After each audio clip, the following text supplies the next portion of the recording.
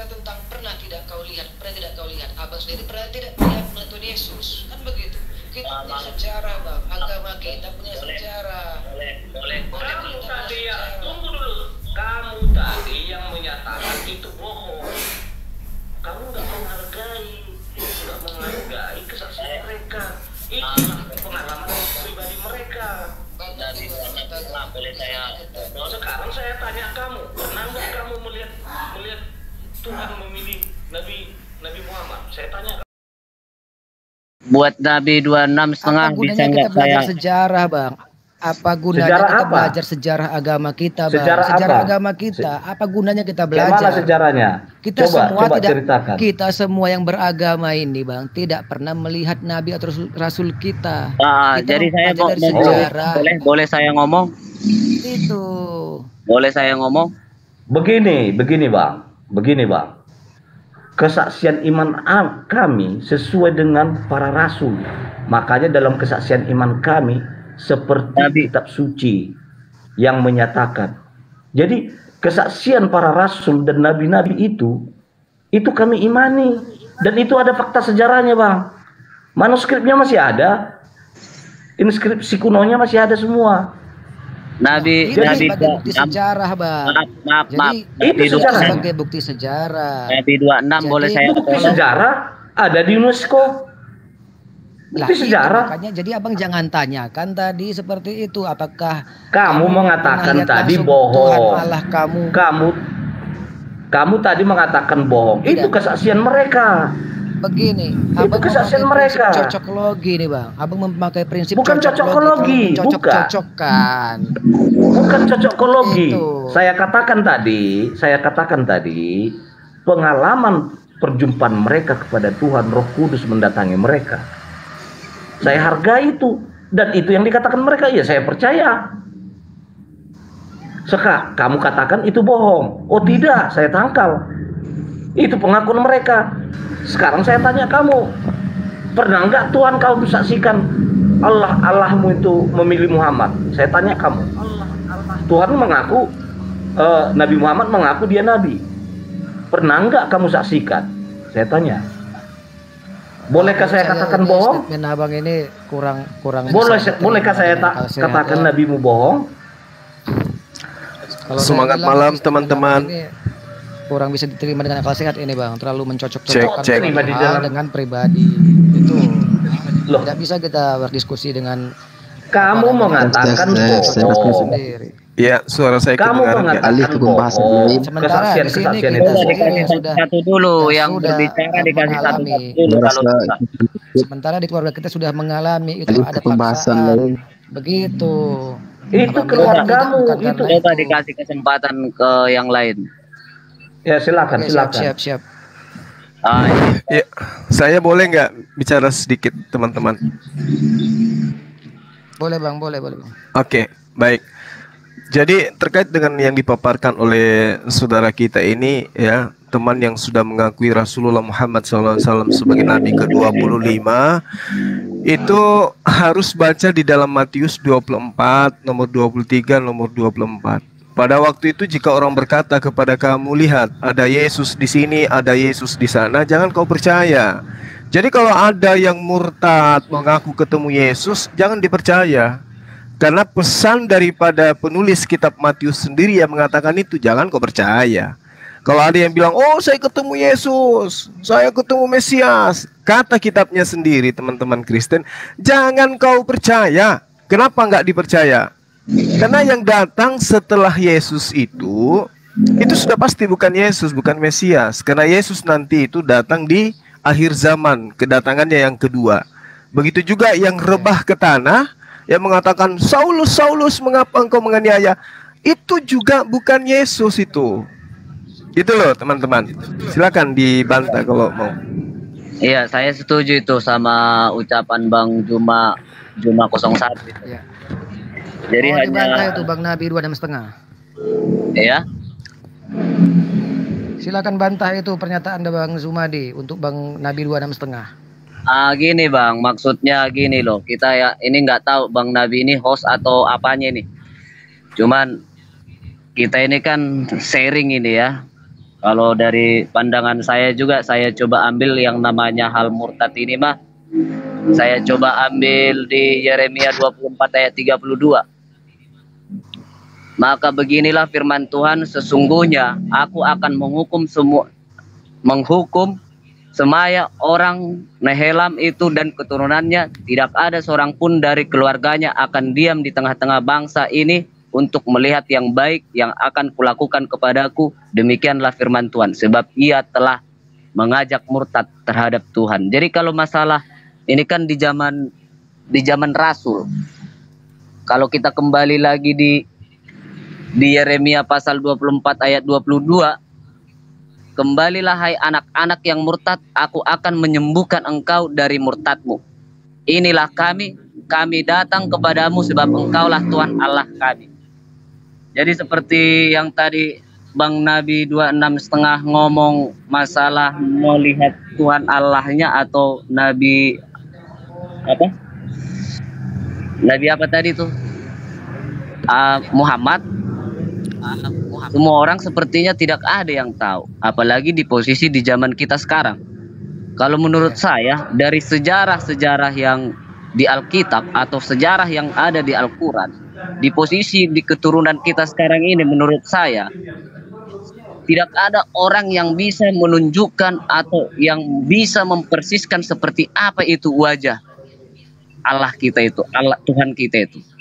Jadi cukuplah iman kita yang benar-benar yang mengakui Tuhan itu ada di hati kita, itu aja. Cukuplah Tuhan kita yang tahu apa isi hati kita yang tahu apa yang ada buat Tuhan kita. Itu aja kalau pandangan saya. Jadi kalau orang masalah murtad atau seperti apa, menurut saya agama yang engkau memang benar-benar bisa pegang melalui keyakinanmu, menurut saya itu tidak murtad. Sama kayak saya, ini pengalaman saya ya. Saya Kristen, bukan maksudnya memojokkan kekristenan, walaupun saya Kristen, bukan memojokkan Kristen. Makanya di sini kebanyakan orang terlalu mendalam namanya keagamaan, terlalu mengatakan agamanya yang paling benar, sedangkan agama orang lain merasa disalahkan. Sekarang ada pilihan. Agama saya yang merasa benar, yang saya benarkan, dipandang orang itu salah, atau agama orang itu yang salah saya pandang benar. Pilih yang mana? Jadi di sini pandangannya simple kalau buat saya. Kalau emang namanya keyakinanmu buat agamamu, itu kamu pegang, itu kamu percayain, itu kamu imanin. Menurut saya itu contoh nih, saya Kristen. Saya nggak tahu agama saya ini memang benar-benar teguh apa enggak. Tapi cukuplah Tuhan nanti yang menunjukkan karunia-Nya kepada saya. Mana tahu besok ada agama lain yang benar-benar lebih dari agama yang saya anut sekarang. Apakah itu dibilang murtad? Sedangkan Tuhan besok memanggil saya, tiba-tiba menganut agama lain. Apakah saya dibilang murtad? Ini satu pertanyaan juga buat Nabi 26,5. Jadi saya memang Kristen, tapi kita biar sama-sama memahami seperti apa sih agama ini buat kita pegang, buat keyakinan kita gitu. Oke, udah biar saya jawab. Oh, bisa. Bang Juma tadi mengatakan Tuhan di sana, Tuhan di situ. Itu kepada antikristus itu yang mengaku-ngaku sebagai Tuhan Yesus. Iya, itu betul. Ayatnya ke situ tuh. Antikristus. Karena sudah dikatakan dalam Alkitab, Yesus Kristus itu datang di awan-awan, di akhir zaman. Betul. Jadi kalau ada pun perjumpaan mengalami Tuhan, itu Roh Kudus. Betul. Ada di Yohanes 14 ayat 26. Coba baca Bang, aku nggak bisa pakai HP nih. Iya. Yohanes 14 ayat 26.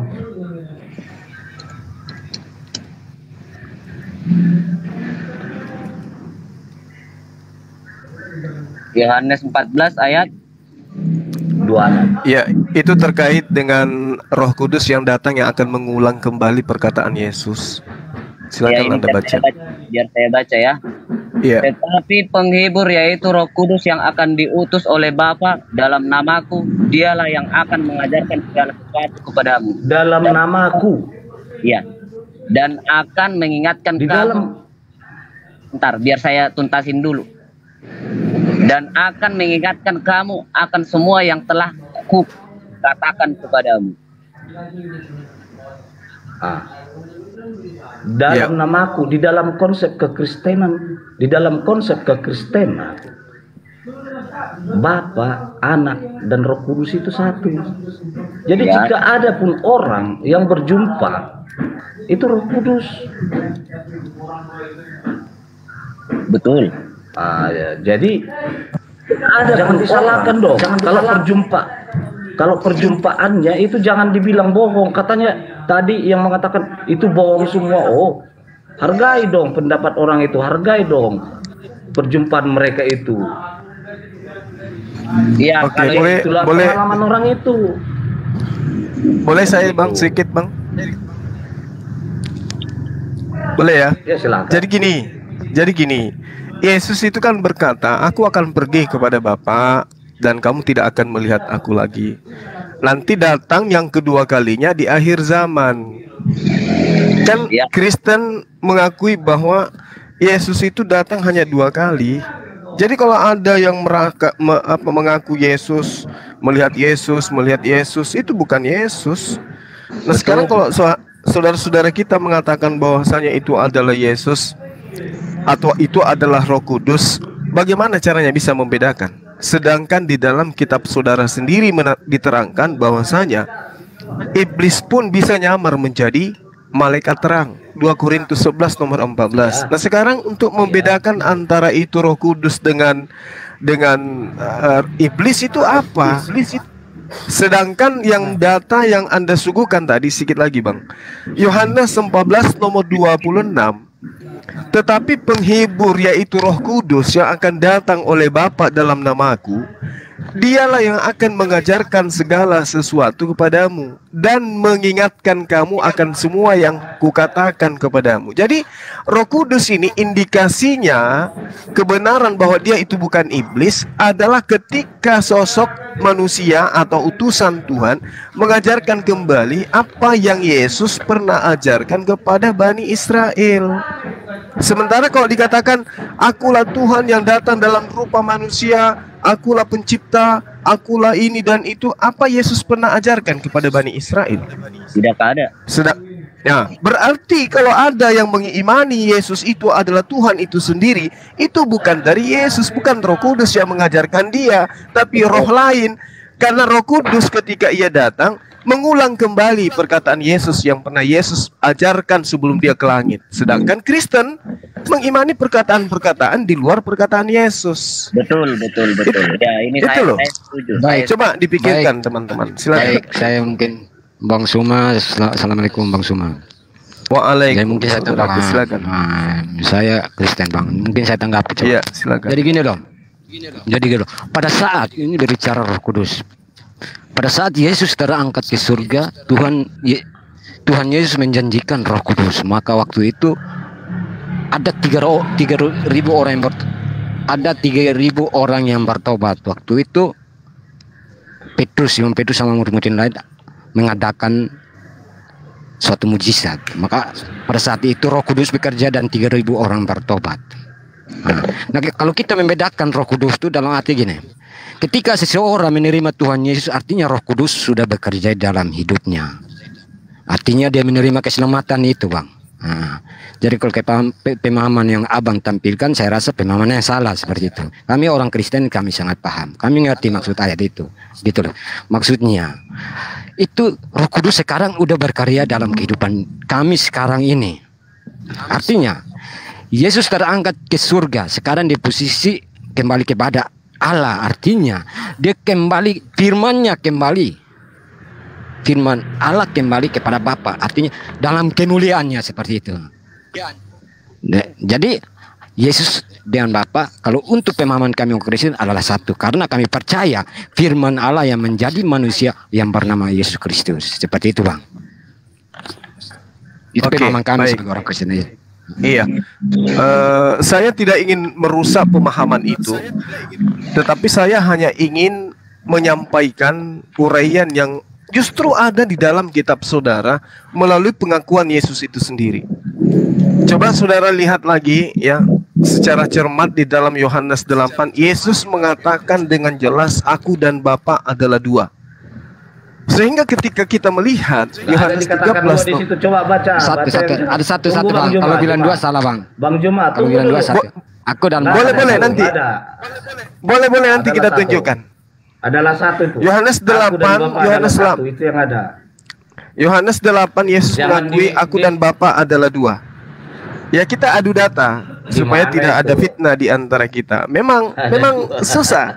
Iya, oke. Enggak ada, Bang. Maksudnya kita bicara intelek aja. Maksudnya kalau dua justru kami tidak percaya seperti itu, Bang. Oke, mari kita lihat buka data. Dari mana? Kita buka. Ambil dari data dari mana, kami pasti akan pertanyakan gitu loh. Oke. Yohanes 8. Yohanes 8 itu bukan sebuah kitab asing buat saudara-saudara saya. Cuman memang data-data seperti ini jarang diajarin. Yohanes 8. Nomor 15 coba Anda baca sampai nomor 17. Yohanes, saya yang baca atau Anda yang baca? Saya yang baca ya. Ya, silakan. Ayat 15 sampai 17. Ya. Baik. Kamu menghakimi menurut ukuran manusia. Aku tidak menghakimi seorang pun. Ayat 16. Dan jikalau aku menghakimi, maka penghakimanku itu benar. Sebab aku tidak seorang diri, tetapi aku bersama dengan Dia yang mengutus aku. Ayat 17. Dan dalam kitab Tauratmu ada tertulis bahwa kesaksian dua orang adalah sah. Udah? Yang Bang Juma mau bahas di ayat ini seperti apa, coba biar kita dengar. Yesus di situ seorang diri atau ada yang menemani? Coba enggak, kita ini kan ayat 15, 16, 17. Coba kasih pemahaman. Sebab aku pemahaman Bang Susuma gimana? Coba jelaskan. Sebab pemahaman aku, Bang Suma seperti itu supaya kami jelaskan. Sebab aku tidak seorang diri. Boleh enggak saudara-saudara memahamkan kepada saya kalau Yesus tidak seorang diri, berarti apakah ada yang menemani Dia? Iya. Gini loh, dalam diri dia gitu, gini loh, saya Oke. Gini loh, coba saya jelaskan dulu. Gini. Iya, silakan. Ayo Bang Suma, coba saya jelaskan. Saya pahami tentang itu. Silakan. Gini loh. Jadi kalau bicara kita bicara Yesus kembali kepada Bapa. Dalam arti Abang berpikir di situ ada dua seperti itu kan? Artinya Bapa sama Yesus. Iya. Makanya betul. Bang Suma katakan dua. Nah, sebenarnya kami tidak pahami seperti itu. Kami pahami firman Allah yang di dalamnya ada firman. Firman itu yang keluar jadi nusul menjadi manusia yang bernama Yesus Kristus.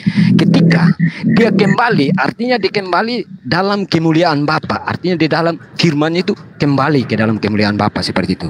Dalam kemuliaannya seperti itu. Jadi kami tidak pahami antara dua gitu. Kami pahami satu. Artinya firman Allah yang bernama Yesus. Yesus kembali kepada Bapa, kembali ke hakikat aslinya gitu loh. Oke. Hakikat Allahnya seperti itu. Itu saya hargai, Bang. Itu saya hargai. Itu iman Abang. Tapi sangat disayangkan, iman Abang itu bertentangan dengan pengakuan Yesus. Sebab aku tidak seorang diri, tetapi aku bersama dengan Dia yang mengutus aku. Dan dalam kitab Tauratmu ada tertulis bahwa kesaksian dua orang adalah sah. Yesus mengatakan kesaksian dua orang adalah sah. Akulah yang bersaksi tentang diriku sendiri, satu, dan juga Bapa yang mengutus aku bersaksi tentang aku, dua. Masih ada bantahan? Jadi gini loh Bang, kita bicara Bang Juma, tunggu dulu saya. Jadi kalau kita bicara Bapa artinya kebesarannya gitu. Apa silakan. Bang Juma, itu Iya. kenapa dibilang kesaksian Bapa? Karena pada konteks orang Yahudi yang mempertanyakan eksistensi Yesus, orang Yahudi mempertanyakan,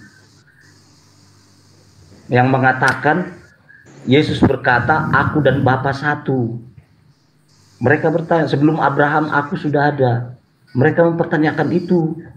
Jadi kesaksian Bapa di dalam Yesus Kristus disaksikan orang Yahudi dan murid-muridnya. Dia Oke, satu baik. dalam Bapa. Iya. Makanya Esa itu di dalam kekristenan satu kesatuan yang tak terpisahkan.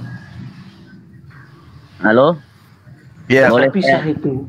boleh saya Satu. jelasin sedikit, Bang?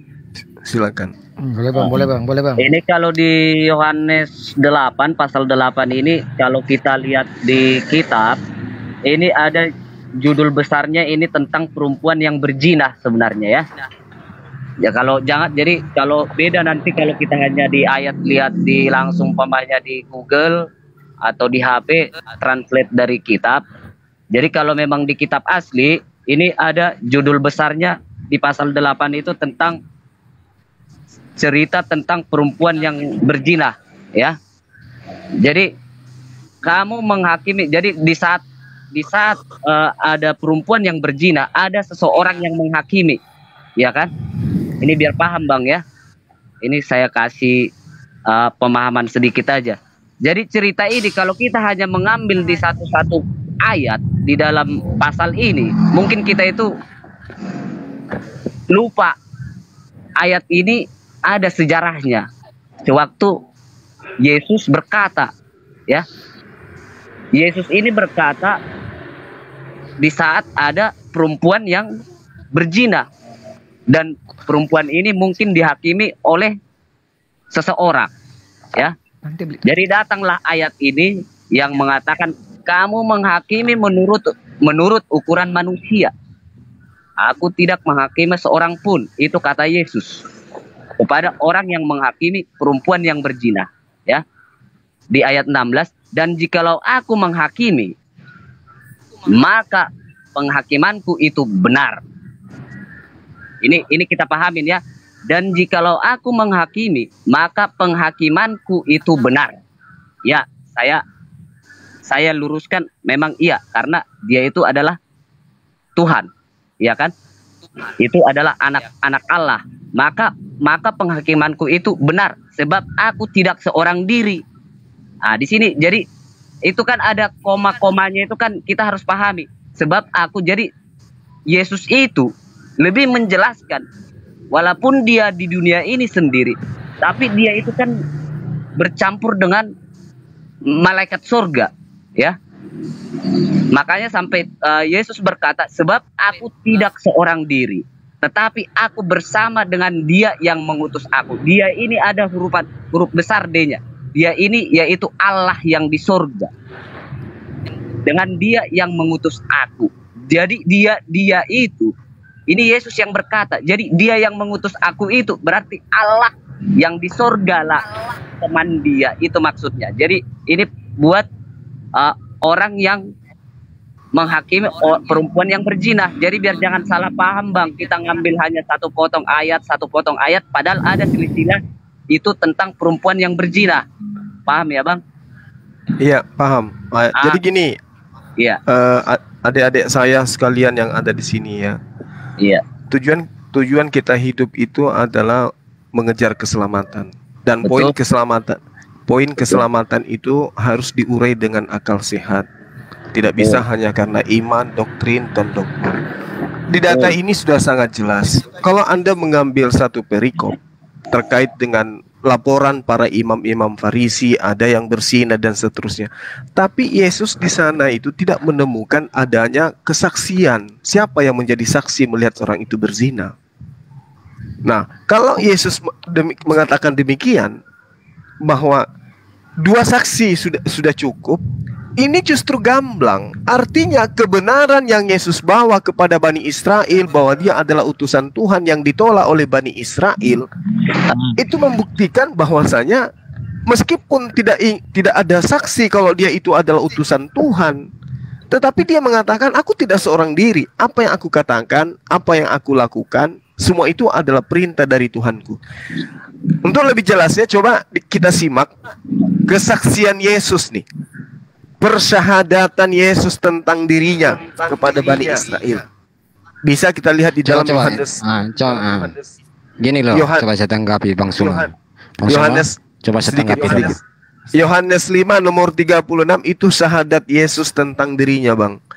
Jadi kalau misalnya saudara-saudara di sini bercerita tentang opini, tentang iman dan seterusnya, pijakan saya itu adalah pernyataan Yesus itu sendiri yang saya temukan bertentangan dengan saudara-saudara yang ada di sini. Silakan. Bang, saya potong sedikit ya. Nah, kalau dibilang kita itu masalah membahas beropini, jadi gini, salah lagi pemahamannya. Jadi Kristen itu, ini saya sedikit ya, saya potong. Kristen itu pemahamannya bukan cuman hanya di Alkitab, ya. Jadi masih ada doktrin. Jadi nggak tahu di agama abang apa hanya khusus langsung Al-Quran aja, Al-Quran. Tapi kalau menurut saya masih banyak buku-buku umat Islam yang membahas tentang keagamaan di luar dari Al-Quran. Jadi sama dengan halnya di kekristenan. Jadi kalau abang hanya membahas tentang kedalaman di Alkitab, memang belum sepenuhnya. Tapi di dalam kekristenan masih banyak buku kekristenan yang membahas sampai menelusuri sampai di mana ini tentang perempuan yang berzina. Disinilah kesaksiannya. Jadi abang kan hanya melihat langsung di kitabnya aja. Sedangkan di buku kekristenan itu masih banyak doktrin-doktrin atau buku yang harus dipelajari. Baik. Iya. Ini Bang Candi, coba saya tanggapi. Izin host pamit dulu. Host izin pamit dulu host. Ada yang mau naik itu ya host. Oke. Bang Suma. Halo Bang Suma. Iya, silakan, Bang Suma. Silakan, Bang. Tadi Bang Suma mempertanyakan dan Bang Suma bilang Bapak yang mengutus Yesus, seperti itu Bang? Iya. Ini saya fokus dengan pertanyaan abang. Jadi saya fokus ini. Jadi kalau kita bicara Bapak, artinya itu bicara dalam kemuliaan Bapak. Artinya kita manusia tidak memahami tentang Bapak itu, tidak memahami tentang Allah ya, gitu. Nah ketika di dalam diri Bapak ada firman dan ada Roh Kudus. Saya ambil contoh seperti Bang Suma. Bang Suma sekarang punya tubuh, punya jiwa dan punya roh. Kalau tidak ada antara satu artinya mati. Kalau Allah tidak punya firman artinya Allah mati. Tidak punya roh artinya Allah mati. Nah ketika firman ini yang nusul menjadi manusia, ya dikatakan diutus seperti itu Bang. Makanya saya bilang apa? Kalau bilang diutus, ya saya katakan diutus. Karena firman, karena kalau bicara Bapak, artinya Bapak kalau mau turun langsung manusia tidak mampu untuk, manusia akan mati. Makanya dia harus lihat firman-Nya supaya manusia dapat memahami firman itu. Teman-teman Kristen lainnya. Waalaikumsalam. Saya nyimak. Jadi silakan lanjut. Jadi apa yang katakan? Jadi abang katakan Bapak yang mengutus Yesus betul. Tapi kita harus memahami mengutus seperti apa Bang. Nah, artinya Bapak itu bicara kebesaran, kemuliaan. Manusia tidak mampu. Makanya dia mengutus firman-Nya.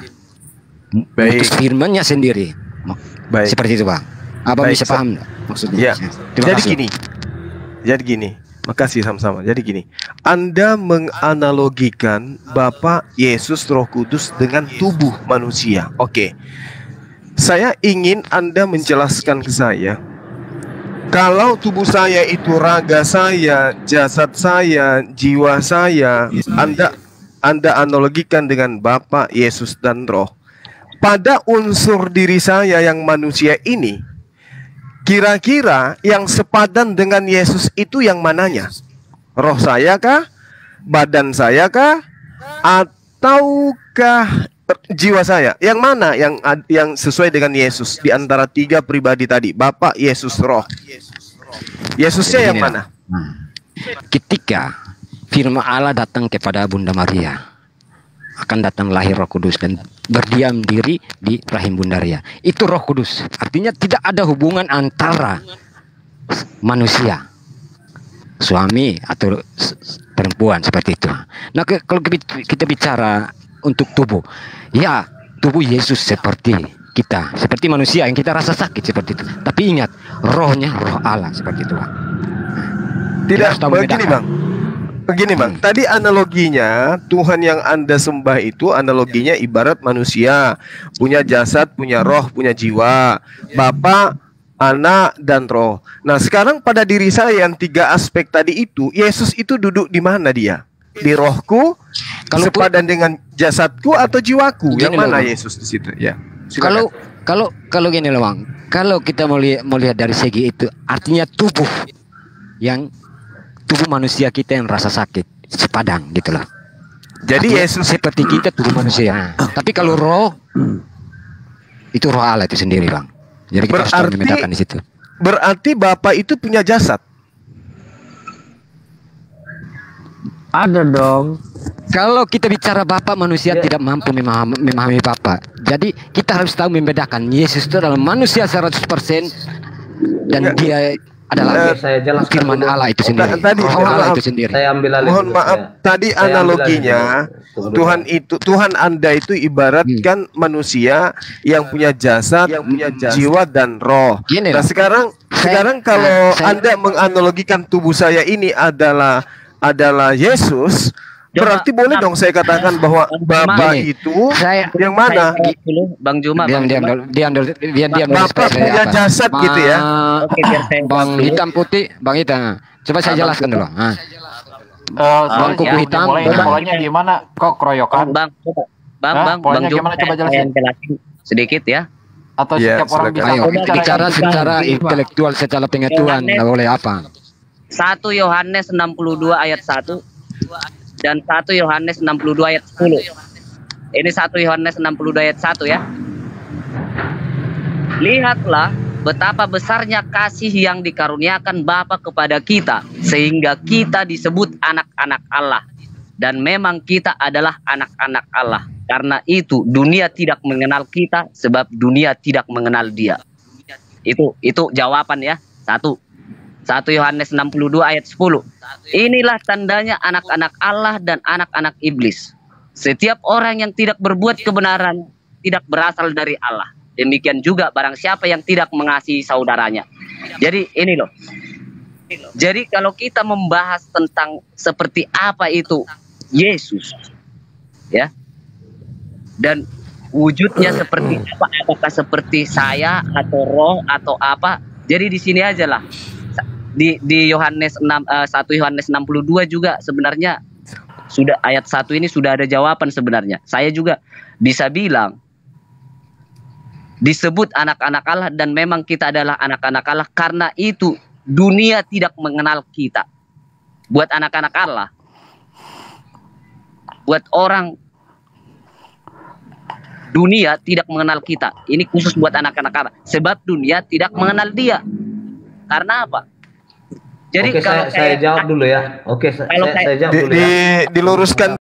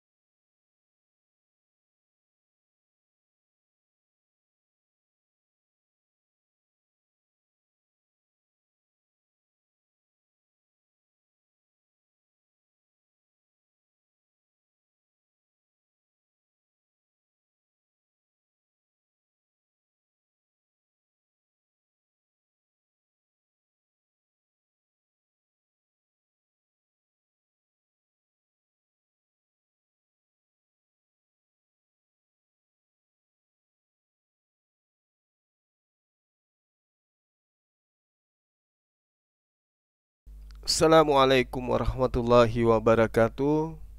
Jumpa lagi sahabat-sahabat sekalian ya.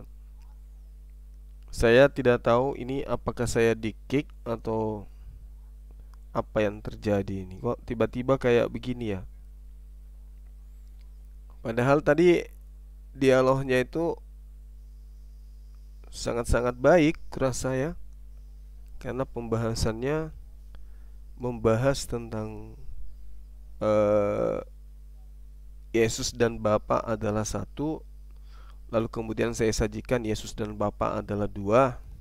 Tetapi teman-teman kita yang ada di sana itu mencoba untuk menyembunyikan identitas Yesus yang adalah dua dengan Bapa. Ini menarik teman-teman. Jadi ya kita coba lagi naik ya.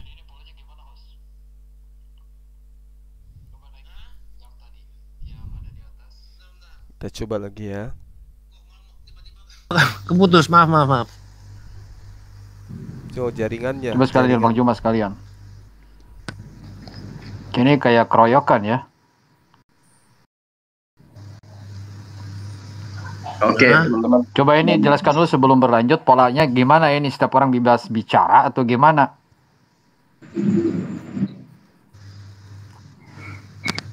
Ayo atur satu-satu, jadi kita bicaranya enak. Maksudnya supaya kita paparkan apa argumen kita. Iya, masalahnya kita di sini bicara kan secara 1 lawan intelektual. 4 atau gimana ini? Atau 2 Udah lawan enggak 2. usah apa. Dari tadi saya perhatikan Udah 1 nggak lawan usah. 4 loh. Udah, maksudnya gini loh. Maksudnya kita bicara satu-satu, kita bicara secara intelek aja. Maksudnya kita paparkan argumen yang ini 2 lawan 2 atau 2 orang lawan 3? pahami seperti itu. 2 lawan 2 atau 2 lawan 3? Aduh, enggak usah terlalu bicara gitu. Maksudnya gini loh. Maksudnya enggak ada lawan. Maksudnya kita bicara satu-satu gitu loh. Biar enak. Mengalir aja. Juma dari tadi kalau nggak ada mengalir produk. berarti setiap orang bisa menyanggah. Silakan dilanjut.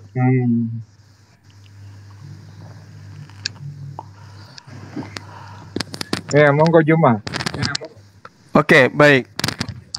Salam Jadi Peter sih. Iya, jadi sebelum adanya konsep ya doktrin bahwa Yesus atau Tuhan itu datang dalam rupa manusia, kitab terdahulu itu sudah mengajarkan Tuhan itu seorang diri. Ya, Mazmur 136 nomor 4, kepada Dia yang seorang diri melakukan keajaiban-keajaiban besar, bahwasanya untuk selama-lamanya kasih setianya.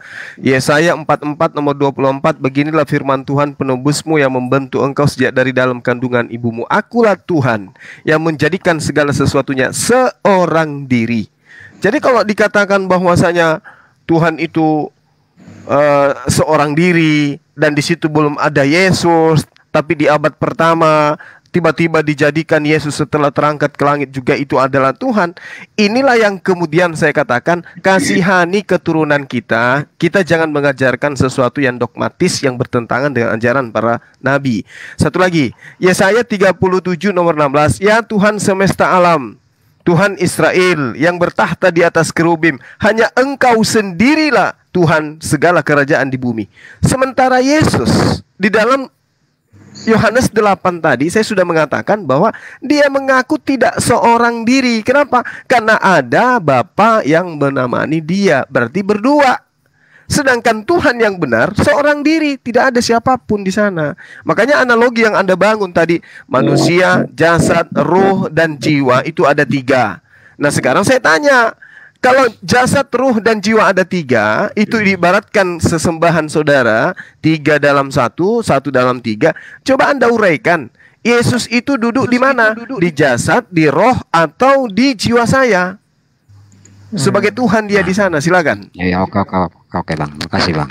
Jadi gini, kenapa saya ambil kepada kita tubuh sebagai tubuh manusia? Artinya gini loh, kalau kita berbicara Allah, artinya di dalam diri Allah itu ada firman dan adalah Roh Kudus, gitu loh. Kalau di dalam Allah itu tidak ada firman, artinya Allah itu mati, seperti itu. Tidak ada roh, artinya Allah itu mati. Nah, demikianlah seperti kita manusia. Karena pada awal mulanya menciptakan manusia, baiklah Allah berkata, baiklah kita ciptakan manusia serupa segambar kita, Bang. Jadi kenapa saya harus analogikan seperti tubuh kemanusiaan kita, supaya membuka wawasan kita, gitu loh Bang. Supaya kita berpikir, supaya kita Kalau kita berpikir Allah, kita manusia tidak mampu memahami Allah itu sendiri. Tapi Allah yang mengatakan diri. Supaya manusia mampu memahami tentang firman Allah itu. Firman Allah yang mengatakan diri. Supaya kita percaya sesuatu itu jangan sia-sia. Artinya kita percaya Allah yang hidup. Seperti itu, Bang. Bang John, silakan lanjut, Bang John. Silakan dari pihak konten sendiri. Berikan kepada saya logikanya. Terkait dari adanya. Jadi begini. Sebentar John, berikan saya waktu bisa nggak? Oke, karena di sini 2 versus 3 ya. Ya. Oke. Ya. Oke. Jadi tapi kami mau menanggapi pertanyaan Juma. Jadi kalau saya kapan ngomongnya? Oh, kamu ngomong juga? Enggak, saya diam. Dari kapan saya tadi diam terus loh? Ya udah, kalau gitu ngomonglah dulu. Oke, baik. Terima kasih kami jawab atas yang mana ini. Oke, pertanyaan saya. Berikan kepada saya penjelasan secara logika bahwa sesuatu yang serba maha pada saat waktu yang bersamaan menjadi tidak maha. Silakan. Bagaimana logikanya itu? Tuhan memiliki segala hal maha, maha besar, maha tinggi, dan sesuatu yang itu tidak mungkin ya pada waktu bersamaan menjadi maha lemah. Sebutkan kepada saya, jelaskan kepada saya logikanya seperti apa. Yang mana mau dijawab ini pertanyaan Juma apa pertanyaan kamu? Carikan pertanyaan satu belum dijawab. Kok ngasih pertanyaan lagi, jadi bingung. Tak gitu aja. Apalagi mau saya beredel ini tentang masalah Eratus Sabdono ya. Ketika Anda tadi Rasta sendiri menyatakan bahwa Yesus sendiri itu tidak memiliki memiliki roh yang berbeda. Ataukah yang sama? Ketika Anda menyatakan Rasta sendiri tadi, sebentar, biar saya punya waktu bicara. Rasta tadi menyatakan bahwa Yesus sendiri memiliki roh ya. Padahal Eratus Sabdono sendiri menyatakan bahwa beliau pun memiliki 2 roh, bukan 1 roh. Ya. Bisa nggak? Itu Eratus Sabdono udah merevisi. Dia udah ngomong coba kayak gitu lagi. Coba kasihkan Candy bukti revisiannya. Oke. Bang akademik. Nih, saya kasih revisiannya. Bicara intelektual. Kita paparkan argumen yang berkualitas gitu. Pakai data loh. Ini pakai data ya. Itu saya bimbing kalian berempat. Saya kasih bimbingan berempat ya. Berikan kepada saya bukti di sini. Kalau dia seperti itu turunkan host. Kalau melawan dengan host. Takut ini saya pakai data ya, bukan asal cuap-cuap nih. Kamu ikut berikan kepada saya bukti bahwa terkait di sini revisinya kapan. Ayo Candy. Ayo Candy. Ya. Ayo Oke. Iya, itu biar namanya jelas. data, bukan sekedar perang ayat. Dulu, biar itu data ya. Jadi belum selesai juga dia kan bikin buku.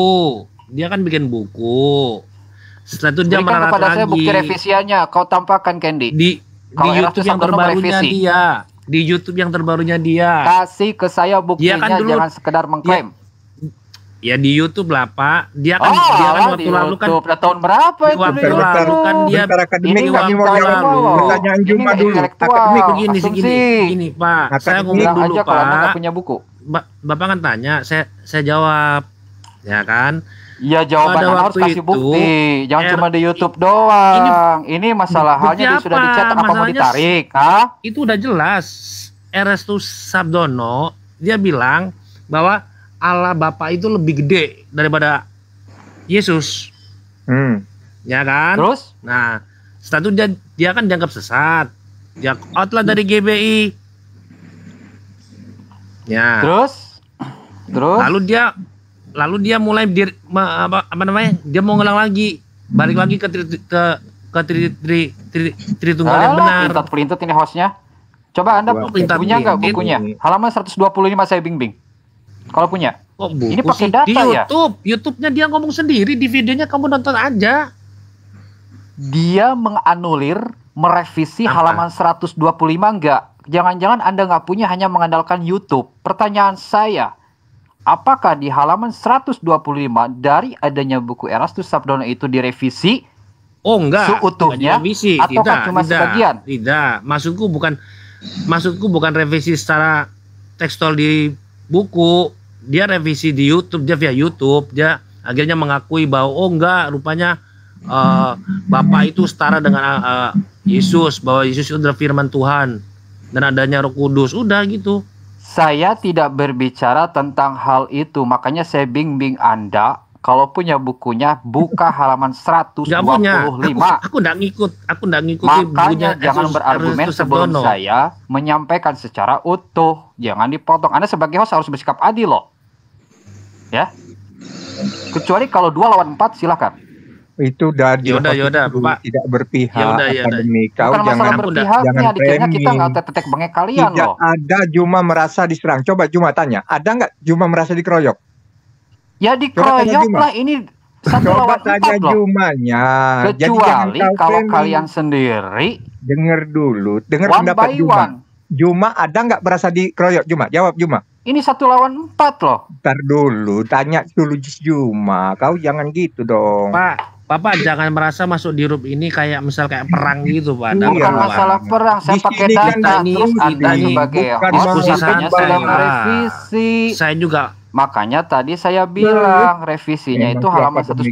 Anda tahu nggak? Ternyata Anda nggak tahu, dan saya pun belum menyampaikan semuanya terkait pernyataan si Rasta tadi ketika saya naik.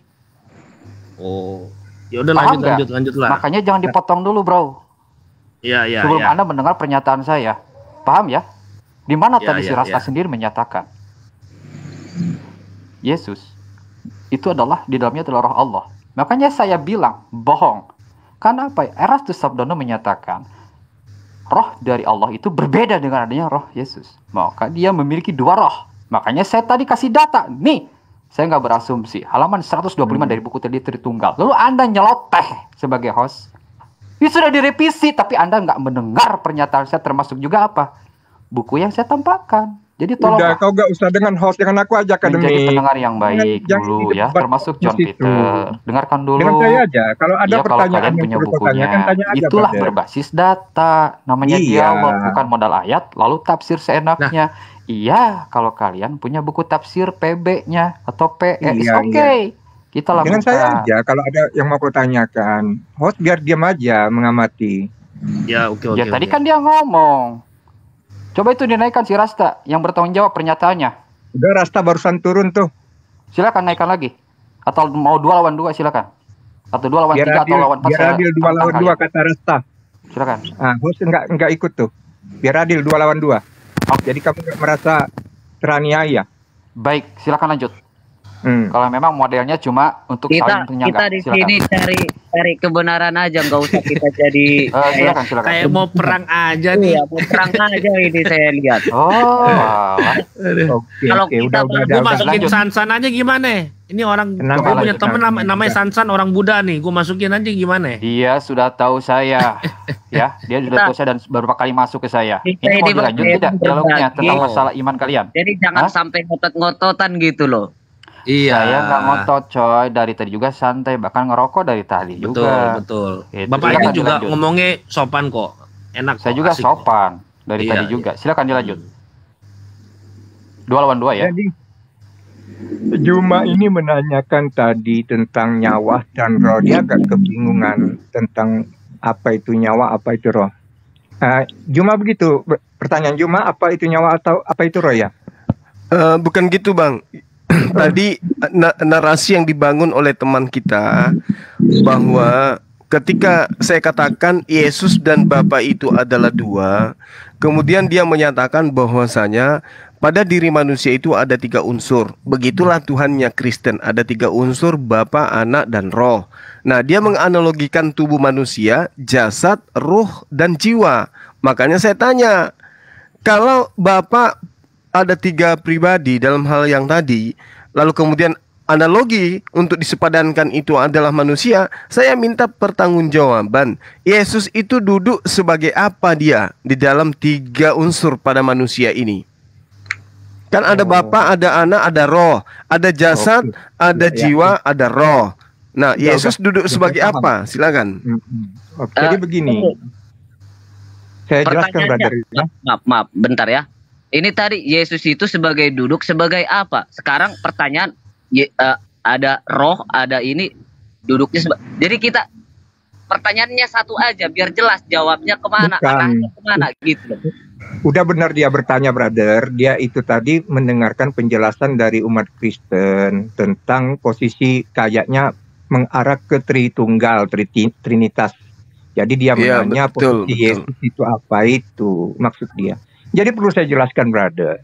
Di dalam keyakinan kami, dalam keimanan kami mengakui Yesus itu adalah anak sekaligus Bapa. Mengapa saya mengatakan demikian? Yesus itu sebuah nama. Anak itu simbol. Bapa itu simbol. Anak itu disimbolkan sebagai sesuatu yang keluar dari Bapa. Nah, Bapa inilah yang berkuasa atas anak. Anak dan Bapa ini menyatu di dalam diri Yesus. Ketika dia berkata-kata sebagai anak, sekaligus dia berkata-kata sebagai Bapa. Dan dia mengajarkan kepada murid-muridnya bahwa supaya semua manusia ini menyembah kepada Bapanya yang di surga. Siapakah Bapa itu? Bapa itu bisa kita baca di dalam Yohanes 1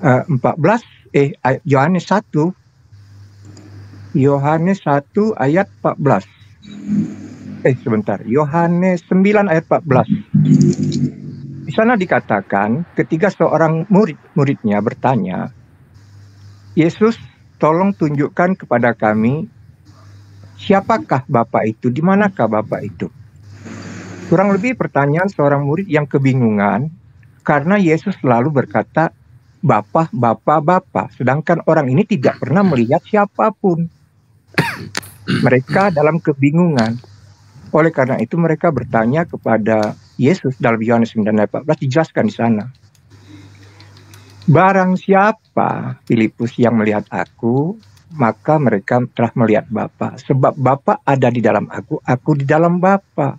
Artinya di sini ada keesaan bahwa anak dan Bapa itu ada di dalam diri Yesus, brother.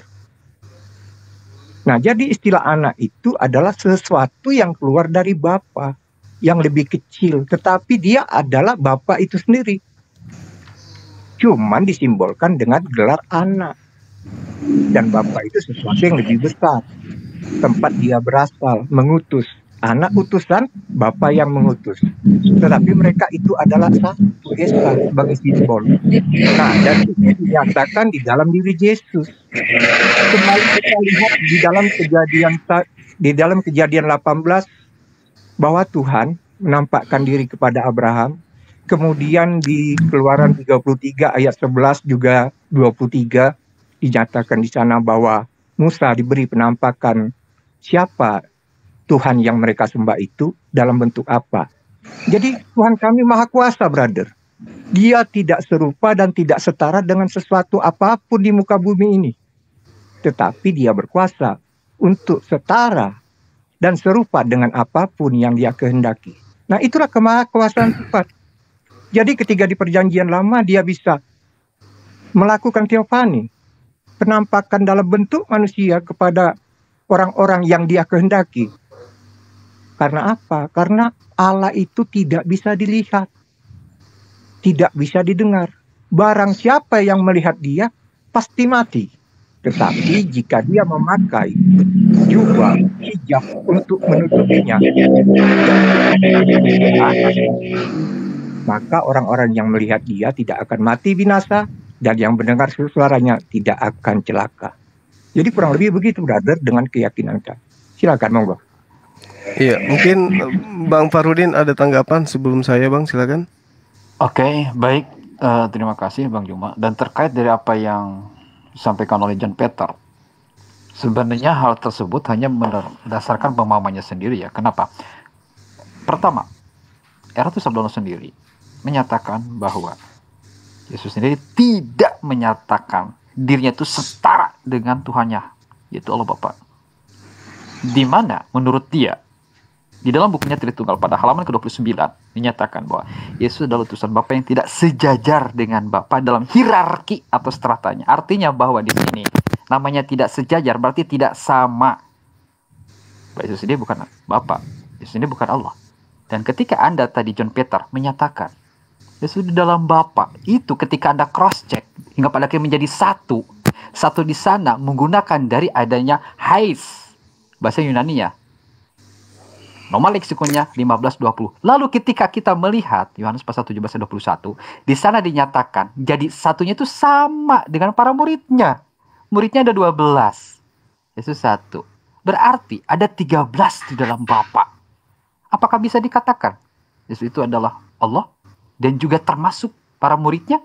Tidak. Karena kita melihat dari katanya, kalimat dari ayat itu bahasa aslinya itu Yunani. Dan ternyata sama-sama satu di sini dengan Bapa maupun dengan muridnya. Yang disampaikan oleh Anda tadi John Peter, itu sama-sama menggunakan dari hanya frasa heis Yunaninya. Normal leksikon 15-20. Apakah bisa dikatakan muridnya itu di dalam Bapa? Ketika Anda menyatakan satu di sana pun, ternyata Yesus sendiri satu dengan Bapa. Ini sesuatu yang tidak masuk akal. Dan bahkan bertentangan dengan Bible Anda sendiri. Termasuk dengan para pendeta. Contohnya Artus Sabdono. Itu. Silakan Bang Juma. Oke, makasih. Jadi sahabat saya, rekan-rekan saya ya. Ini perlu untuk kita perhatikan. Kenapa ya? Karena keyakinan kita ketika keliru itu upahnya kekal di neraka. Kami Islam juga demikian. Kalau Islam itu ternyata agama yang tidak benar, maka upahnya pasti neraka. Begitu juga sebaliknya. Maka kita harus sharing untuk menemukan kebenaran itu. Kita jangan egois terhadap keyakinan. Untuk kita tekankan kepada teman-teman yang lain. Jadi gini, sangat menarik apa yang diuraikan oleh sahabat saya, Bang Fahrudin. Itu kalau sahabat kita tadi, saudara John Peter, yang Anda sebutkan itu sebenarnya di Yohanes 14, itu nomor 8, nomor 5 dan seterusnya terkait dengan Filipus bertanya, tunjukkanlah Bapa itu kepada saya. Nah, kemudian saudara mengatakan Yesus adalah anak sekaligus Bapa itu sendiri. Ini doktrin, ini dogma yang Yesus tidak pernah ajarkan. Karena begini, di dalam kitab saudara, Yohanes 17 nomor 16, mereka bukan dari dunia, sama seperti aku bukan dari dunia. Nah, ini saudara Fahrudin sudah tunjukkan tadi.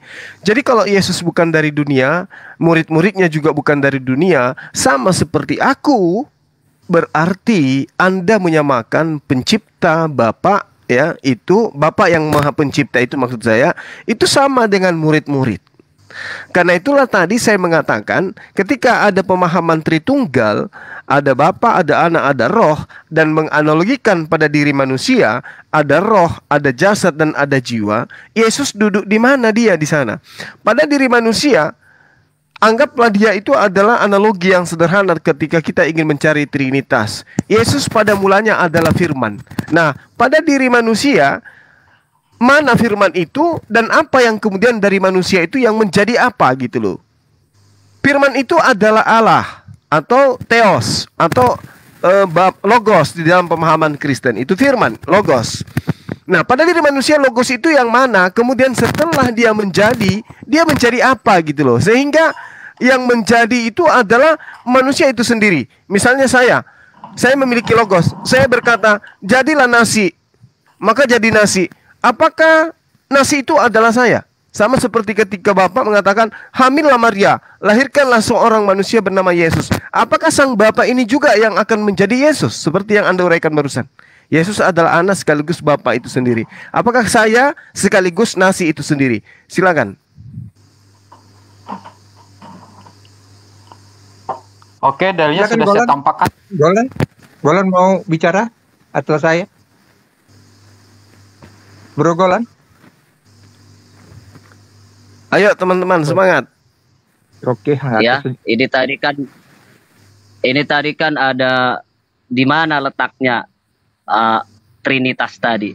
Ini sedikit saya kasih pemahaman juga. Jadi ini kan Trinitas ini Allah Bapa, Allah Anak, Allah Roh Kudus, iya kan? Jadi sebelum dunia ini, sewaktu di zaman dulu itu, dunia ini masih gelap gulita, iya kan? Jadi setelah Allah itu Allah Bapa yang tadi, Allah yang pertama. Jadi memang yang tiga ini sudah ada sebenarnya, sudah dinubuatkan sebenarnya Trinitas ini. Tapi sebelum ada awal mulanya dunia ini dulu masih gelap gulita. Jadi belum ada, diibaratkan gimana sih kalau kita namanya posisi tidur gelap, nggak ada, kosong gitu.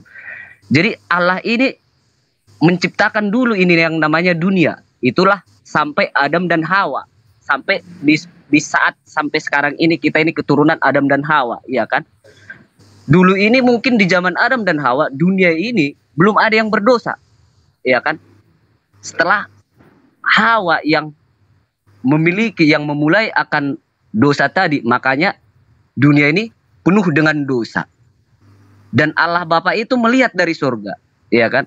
Melihat dari surga, dunia ini sudah semakin kacau. Kalau kita telusurin, jadi kalau kita pemahaman kita terlalu, saya bukan bilang agama Kristen itu yang paling benar, tapi inilah yang selalu diajarkan dari asal mulanya seperti apa Allah Bapa, Allah Anak, dan Roh Kudus. Setelah dunia ini berdosa, datanglah Allah Bapa. Bagaimana caranya untuk menyelamatkan dunia ini? Diturunkanlah Allah Anak, yaitu Yesus. Dan inilah diajarkan sampai kepada murid-muridnya dan para rasul-rasul, dan itulah yang diajarkan sampai kepada orang-orang Kristen yang kami imani, orang-orang Kristen imani. Inilah pengikut-pengikut Yesus Kristus tadi setelah Yesus diturunkan dan setelah Yesus mati. Ya, ini kan tadi kan Trinitas, sekarang ini Allah Anak. Setelah Allah Anak menebus dosa manusia, naiklah ke surga. Dan ini Yesus ini nanti datangnya kedua kali. Jadi setelah udah naik ke surga, sudah ditebus ini akan dosa manusia, diturunkanlah Allah Roh Kudus. Inilah Allah Roh Kudus yang gak bisa dilihat. Dan kalau Allah Anak itu bisa dilihat di zaman Rasul dulu, ya kan? Diturunkanlah Allah Roh Kudus. Dan disinilah yang bekerja. Di saat sekarang kita ngobrol juga sekarang, kita sharing-sharing seperti ini. Ini sebenarnya Roh Kudus lah yang menangani kita sebenarnya, bukan Yesus Kristus. Disinilah Allah Roh Kudus tadi. Kalau Allah Anak dan Allah Bapa melihat dari surga, dan nanti yang kedua kalinya Allah Anaklah turun lagi ke dunia ini untuk kedatangan Yesus yang kedua kali. Itulah letak dari Allah Bapa, Allah Anak, dan Allah Roh Kudus. Itu pandangan saya buat keimanan saya. Oke. Jadi saya tambahin pendapat saudara saya Golan Kuku Hitam Manis ini. Perlu saudara adikku Juma mengetahui bahwa di dalam Alkitab zat yang kami sembah itu adalah roh, spirit, sesuatu yang tidak terlihat. Itulah roh yang Maha Kudus. Dan ini dinyatakan di dalam Kejadian 1 ayat 2. Dan banyak lagi pernyataan tentang roh ini. Jadi roh ini adalah zat yang maha kuasa, yang maha dahsyat, yang berkuasa atas segala sesuatunya. Nah, ketiga zat itu menciptakan Adam dari tanah. Dan benda-benda yang ada saat ini kita lihat itu semua hasil ciptaannya.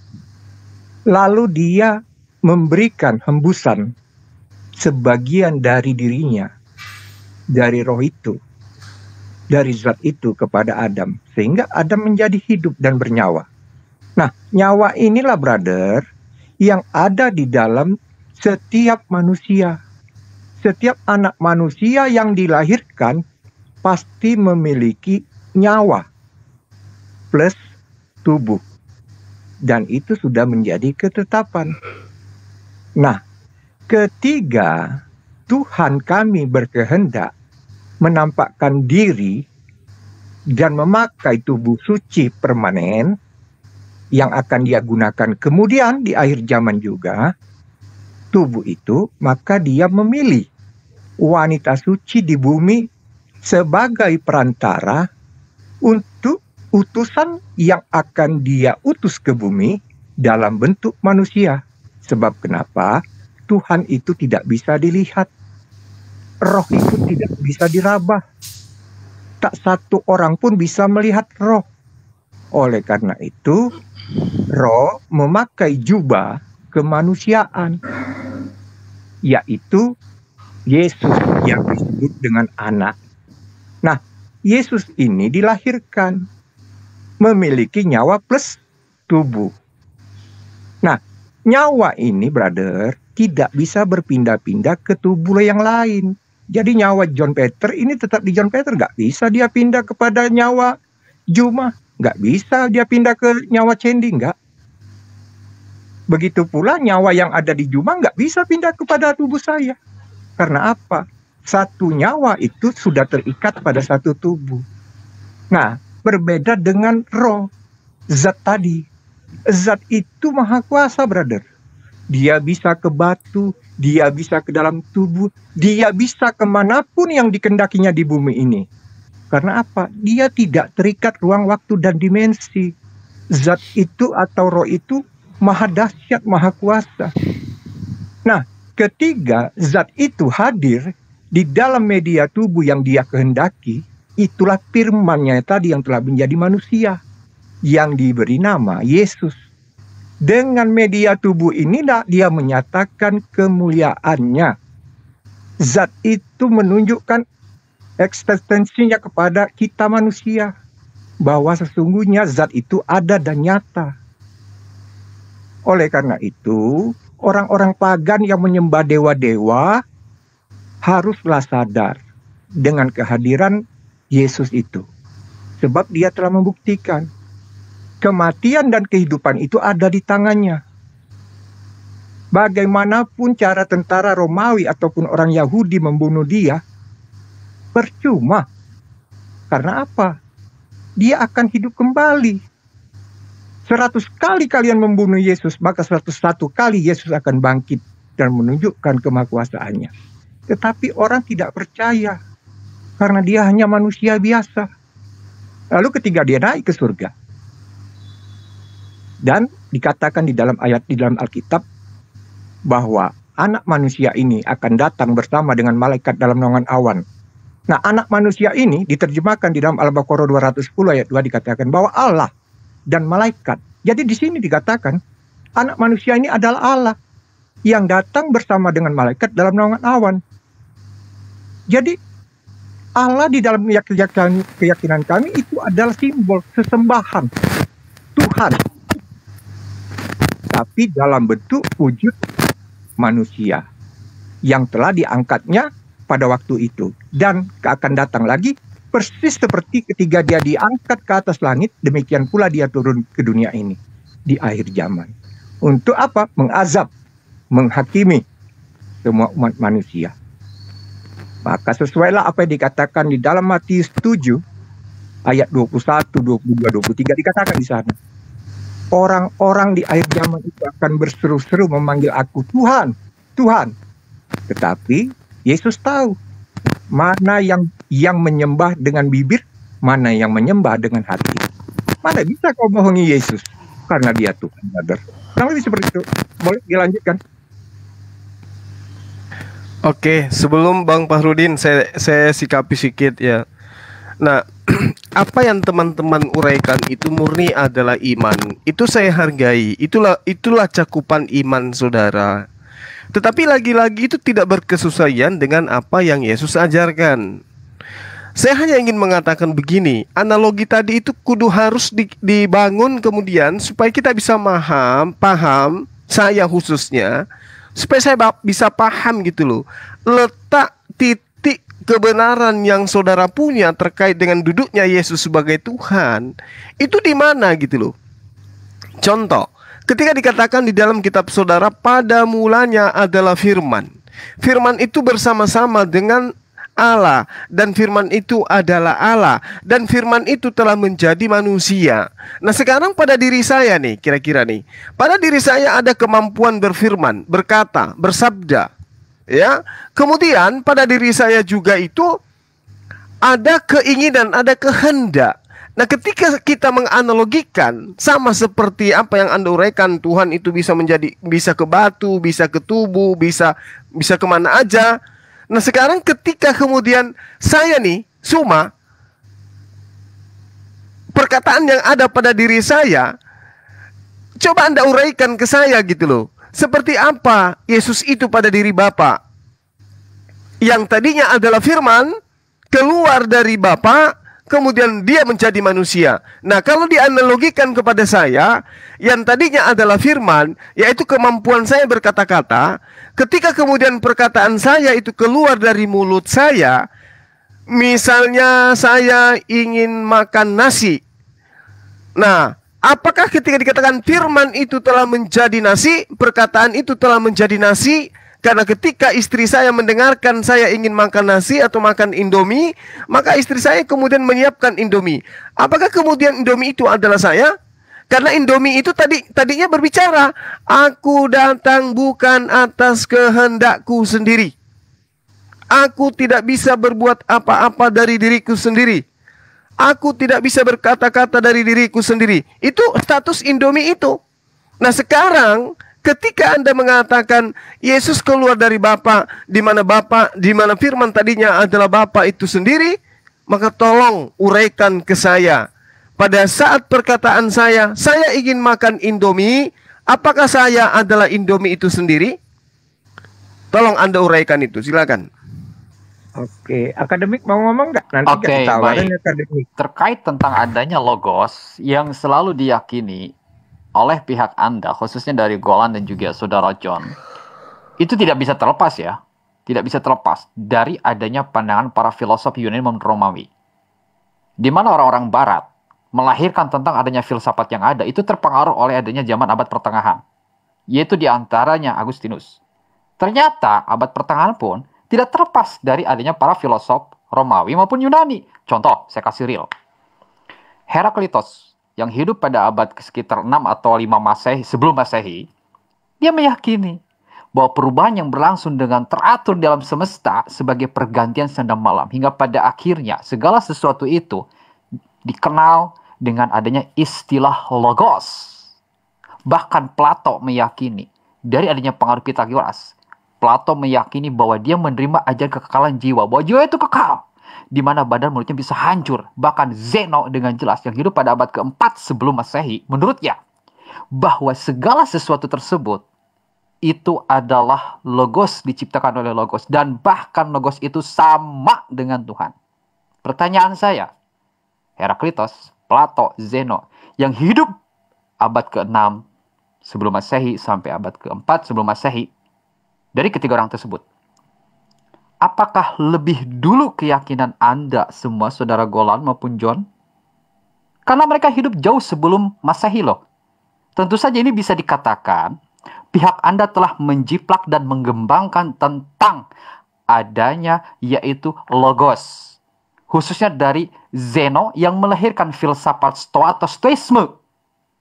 Sebagai data, sebagai dalil, nih saya kasih dalil ya, sebagai saya kasih bukti, saya nggak omdo ya. Anda cek saja contohnya sederhana inilah, gitu kan. Ini buku filsafat ya, halaman berapa itu? Oke, saya kasih datanya. Saya nggak memberikan sebuah asumsi sama sekali, dan ini disebut sebagai data yang bisa. Halaman ke 187, saya bimbing ya. Di sini saya utarakan. Itu kitab siapa bro yang kau pamerkan itu? Ini buku filsafat. Menurut Zeno, yang menciptakan hukum alam adalah logos dan akal dunia. Logos itu sama dengan Tuhan atau Zeus, dewa yang disembah masyarakat Yunani pada masa itu. Dan bahkan jika Anda memiliki dari adanya sumber ini, saya kasih data lagi, ternyata posisi dari adanya pihak Oten yang ada, umat Kristen yang ada, ternyata itu memiliki tanggung jawab penuh dan harus berterima kasih kepada pihak Platonisme.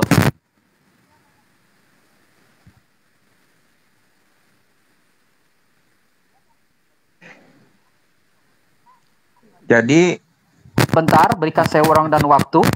Halaman 388 di sini dinyatakan bahwa di sini bagi ya, saya bimbing halamannya 388 bagi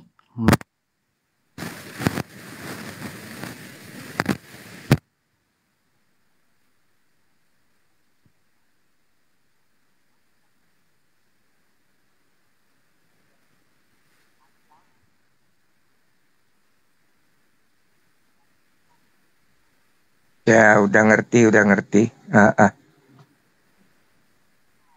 Jelas kedengaran kok. Mantap.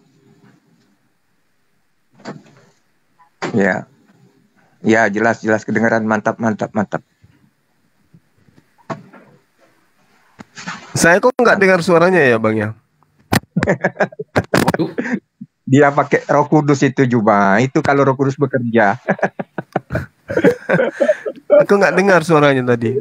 Berarti Juma harus dipenuhi Roh Kudus dulu biar ngerti. Aku aja ngerti dia ngomong apa itu. Oh gitu. Ya langsung punya handphone. Terkait Jadi dari apa yang Juma, tadi disampaikan, setelah kita dengar berikan saya paparan waktu dari dulu, akademik Bang kristologi, berikan saya dulu nanti rangkuman waktu dengar untuk dulu bicara. akademik. Sebentar.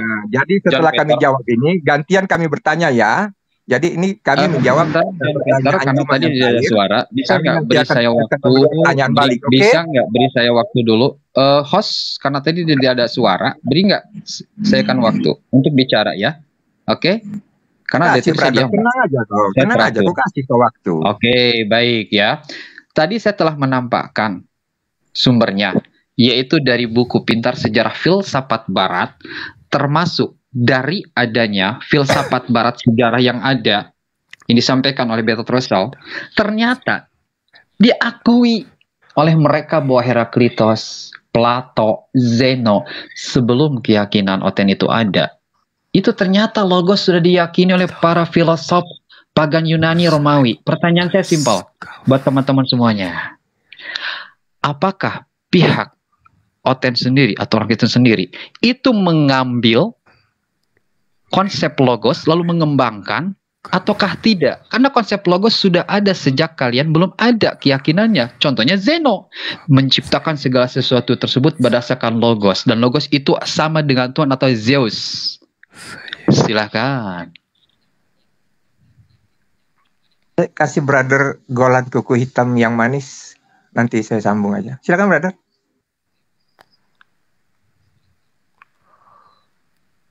Ya, saya brother yang jawab. Buat Bang John Peter Siagian aja yang jawab. Oke lah.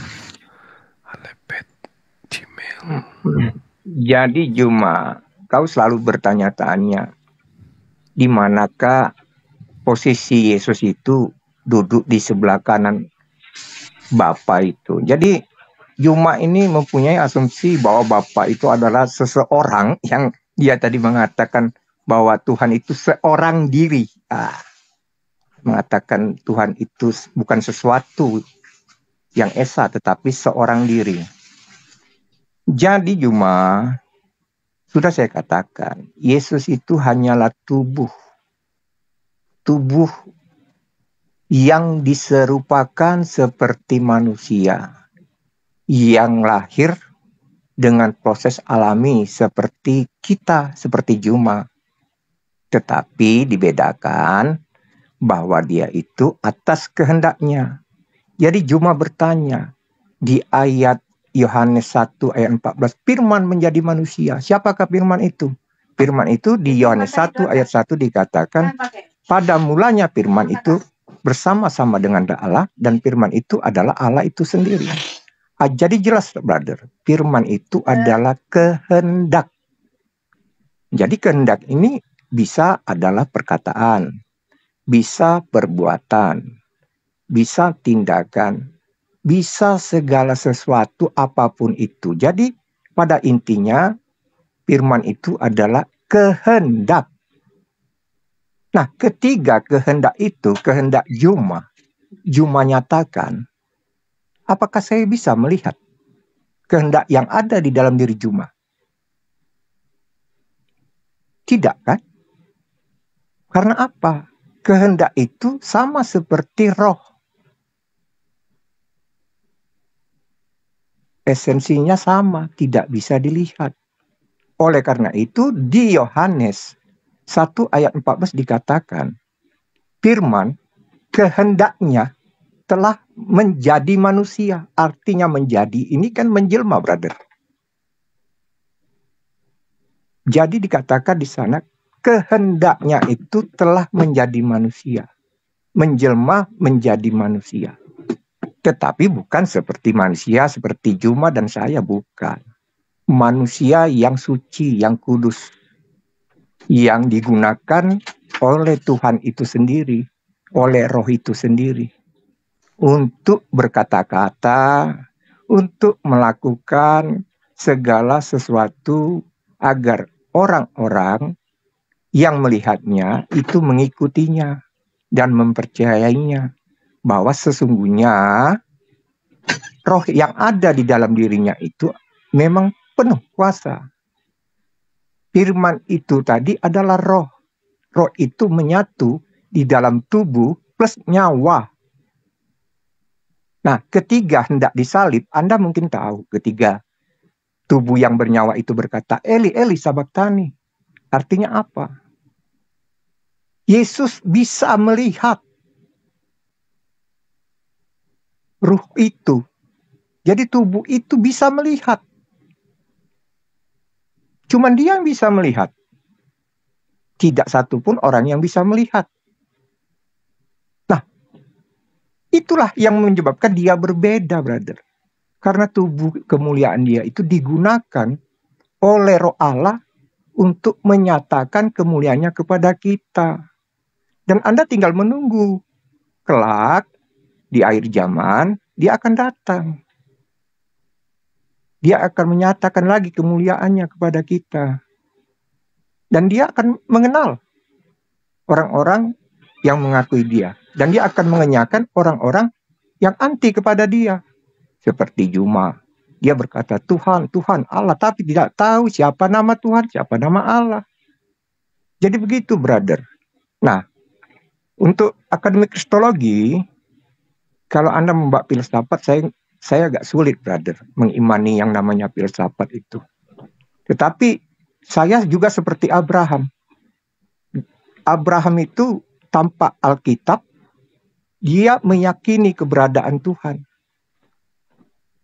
Tuhan menampakkan diri bersama dengan dua malaikatnya di Kejadian 18 itu, ayat 1 itu. Tanpa kitab, dia percaya. Dia tidak perlu mendengar perkataan orang. Kenapa? Bahwa dia memperoleh hidayah, memperoleh kesaksian dengan datangnya Tuhan itu sendiri menemui dia. Nah, ketiga ada orang yang datang mendapat hidayah bahwa Tuhan kami yang bernama Yesus menampakkan diri dan menyatakan kemuliaannya kepada orang yang dimaksud. Apakah Anda akan menyangkal?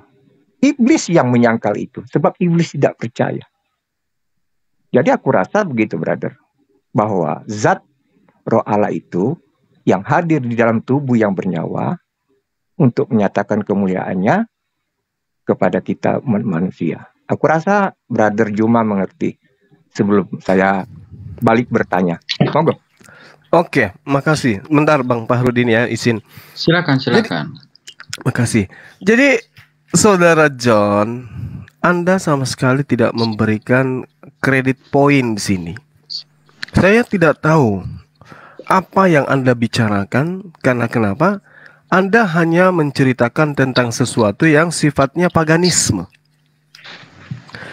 Jadi gini, ketika Anda mengatakan kehendak itu menjadi manusia, sehingga yang menjadi manusia adalah kehendak itu sendiri. Ini adalah satu statement yang tidak rasional dan itu konyol menurut saya. Contoh, saya pingin makan Indomie.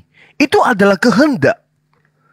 Apa iya kehendak saya itu melepaskan diri dari diri saya, kemudian unyu-unyu menjadi semangkok Indomie yang panas dan berasap, campur telur sedikit? Apa iya itu kehendak saya? Bukan. Sebagaimana yang diterangkan oleh kitab yang Anda gunakan di dalam Yesaya 55 nomor 11. Ini sering saya uraikan. Di dalam Yesaya 55 nomor 11 jelas sekali, atau di Mazmur 339. Sebab Tuhan berfirman, maka semuanya jadi. Dia memberi perintah, maka semuanya ada. Tuhan itu ketika dia berfirman, itu ada tujuan. Berarti ada kehendak, Ada yang ingin Tuhan adakan dari sesuatu yang tidak ada menjadi ada. Maka Tuhan berkehendak. Ketika Tuhan menghendaki sesuatu, jadilah engkau hamil. Bukan kehendaknya yang kemudian unyu-unyu berubah menjadi hamil. Sama seperti ketika Anda berkehendak. Anda berkehendak makan nasi. Bukan kehendak Anda yang menjadi nasi. Nah, ketika Anda mengatakan pada mulanya adalah firman, firman itu bersama-sama dengan Allah, dan firman itu adalah Allah, lalu kemudian firman itu telah menjadi daging. Ini sama halnya pada mulanya perkataan itu bersama-sama dengan saudara John, dan perkataan itu adalah saudara John, dan saudara John itu sudah menjadi nasi. Sama itu. Apakah ini kemudian bisa dianulir oleh akal sehat manusia? Tentu tidak. Maka saya katakan ini konyol. Ini sangat konyol, dan ini sangat kekanak-kanakan konsep ini. Tuhan mengatakan di dalam Mazmur 33, ketika dia mau, maka dia cukup berfirman, maka dia cukup memerintahkan, maka semuanya jadi. Ketika Tuhan memerintahkan, jadilah terang. Jadi terang. Apakah terang itu adalah Tuhan itu sendiri? Tidak. Itu loh. Jadilah terkutuk. Orang itu terkutuk. Apakah kutukan itu adalah Tuhan itu sendiri? Tentu tidak. Semua aspek yang kita rasakan, yang kita lihat, yang kita dengarkan itu berasal dari kehendak Tuhan. Terjadinya petir, terjadinya gelombang angin, gelombang laut, itu kehendak Allah. Apakah kemudian Allah yang menjadi gelombang laut? Tidak. Ketika Maria hamil, Maria melahirkan manusia, apakah dia adalah Tuhan itu sendiri yang dihamilkan? Apakah Tuhan sendiri itu yang dilahirkan? Tentu tidak. Layaknya ketika Anda hendak menggunakan sepatu, bukan Anda sepatu itu sendiri. Layaknya ketika Anda ingin memberi makan kepada ayam, ayam itu bukan Anda sendiri, pakan itu juga bukan Anda itu sendiri. Kehendak Anda berbeda dengan apa yang ada di luar diri Anda. Yang dikatakan kehendak, itu tidak pernah lepas dari diri Anda. Kehendak Anda itulah yang memiliki karya, kehendak Anda itulah yang memiliki cipta. Anda hendak melakukan ini, terjadi apa yang Anda lakukan, tapi yang Anda lakukan itu bukan Anda itu sendiri. Begitulah Yesus, makanya dia kata, aku tidak dapat berbuat apa-apa dari diriku sendiri. Aku tidak berkata-kata dari diriku sendiri. Aku datang bukan atas kehendakku sendiri. Bahkan bang, kalau Anda berjeli melihat di dalam Yohanes 5 nomor 36, ada kesaksianku yang lebih penting dari kesaksian saudara John, bahwa semua pekerjaan yang aku lakukan, pekerjaan itulah yang bersaksi tentang aku, bahwa Bapa yang telah mengutus aku. Jadi pekerjaan Yesus yang membuat mata Anda itu berputar-putar, yang satu ke kiri, yang satu ke kanan, sehingga dia Anda tuhankan. Saya katakan, Yesus mengatakan pekerjaan itu justru membuktikan dia Anda hanyalah utusan Tuhan. Nasi itu, Indomie itu pun berkata, aku ada di seduh karena pada mulanya adalah kehendak Bang Suma. Demikian. Baik, silakan saudara Golan. Gini, kalau masalah kehendak, kayak Indomie yang kayak Abang Juma ngomong, itu kan filosofi Abang. Ini kan kita bahas firman. Jadi gini loh. Memang kalau umpamanya Indomie jadi juga, itu karena kehendak Bang Juma. Iya kan? Ini kalau Allah yang berkehendak, ini Allah loh. Allah. Saya coba buka di Yakobus 59 ayat 17. Demikian juga halnya dengan iman. Jika iman itu tidak disertai dengan perbuatan, maka iman itu pada hakikatnya adalah mati. Jadi percuma kita membahas tentang yang namanya keyakinan, kehendak, atau kepercayaan kita tentang Tuhan kita, sedangkan iman kita itu tidak ada.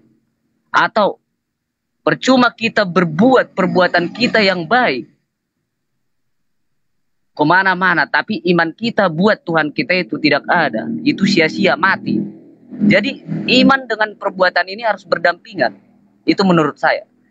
Dan menurut di Yakobus 59 ayat 17 itu harus berdampingan. Jadi bukan hanya kehendak Bang Juma, ya. Dan kehendak Bang Juma belum tentu bisa terjadi. Kalau sudah namanya kehendak Tuhan, apapun itu akan terjadi. Itu. Kalau saya melihat di Yakobus, karena apa? Imanmu lah yang akan menghidupkan perbuatanmu. Bukan perbuatanmu yang menghidupkan imanmu. Jadi harus saling berdampingan. Iman tanpa perbuatan adalah sia-sia. Ya, jadi Kalau Bang Juma ngomong masalah kehendak Bang Juma buat Indomie itu karena Indomie jadi karena kehendak Bang Juma, itu belum tentu. Bisa aja Tuhan berkehendak. Berkehendak lain bisa aja. Jadi kita ini asumsinya kok jadi lari dari jalur gitu loh. Sedangkan kita tadi ini membahas tentang bagaimana keyakinan kita dengan Tuhan kita. Jadi nggak usah kita pakai filosofi dari cara berpikir kita gitu. Oke, sudah? Mantap, brother. Baik, saya tanggapi. Terima kasih. Terkait dari apa yang disampaikan oleh adanya Bang John dan juga Bang Golan, terkait tentang adanya kehendak, tadi saya sudah menampakkan dari adanya sumber dari Atu Sabdono, bahwa keduanya itu tidak sejajar sama sekali. Dikarenakan yang satu yang mengutus, yang satunya yang diutus. Dan secara logika pun, yang mengutus dan diutus pun otomatis berbeda kedudukannya, tetapi memiliki satu kehendak. Nah, tetapi pada hal ini, kehendaknya yang sama, bukan berarti statusnya yang berbeda. Karena namanya yang diutus, pasti sama dengan apa yang pihak yang mengutusnya. Tetapi bukan berarti sama. Ketika saya mengutus Pak John, apakah saya Pak John dan Pak John adalah saya? Tidak. Itu terbukti. Dan bahkan ketika saya tadi menyinggung dari apa yang disampaikan tentang logos pun, Pak John sendiri mengakui tidak paham. Iya memang, karena posisi dari keyakinan Anda itu tidak terlepas. Sebagaimana sumber yang saya sampaikan, buku Pintar Sejarah Filsafat Barat dan juga Sejarah Filsafat Barat, diakui di dalamnya bahwa masalah logos itu sejak awal sudah ada keyakinannya jauh sebelum keyakinan Anda itu lahir nongol. Artinya di sini bisa dikatakan keyakinan Anda itu sejak awal ngambil dari keyakinan pemahaman orang-orang para filosof Yunani Romawi yang istilahnya itu paganisme. Hingga pada akhirnya mau dikembangkan. Makanya tadi saya bertanya, konsep logos yang ada itu, apakah memang diyakini oleh Anda dan tidak ada yang mendahului ataukah tidak? Kalian diam. Dengan diamnya Anda, bisa dikatakan, kalian tidak tahu apa-apa tentang masalah sejarah filsafat tersebut.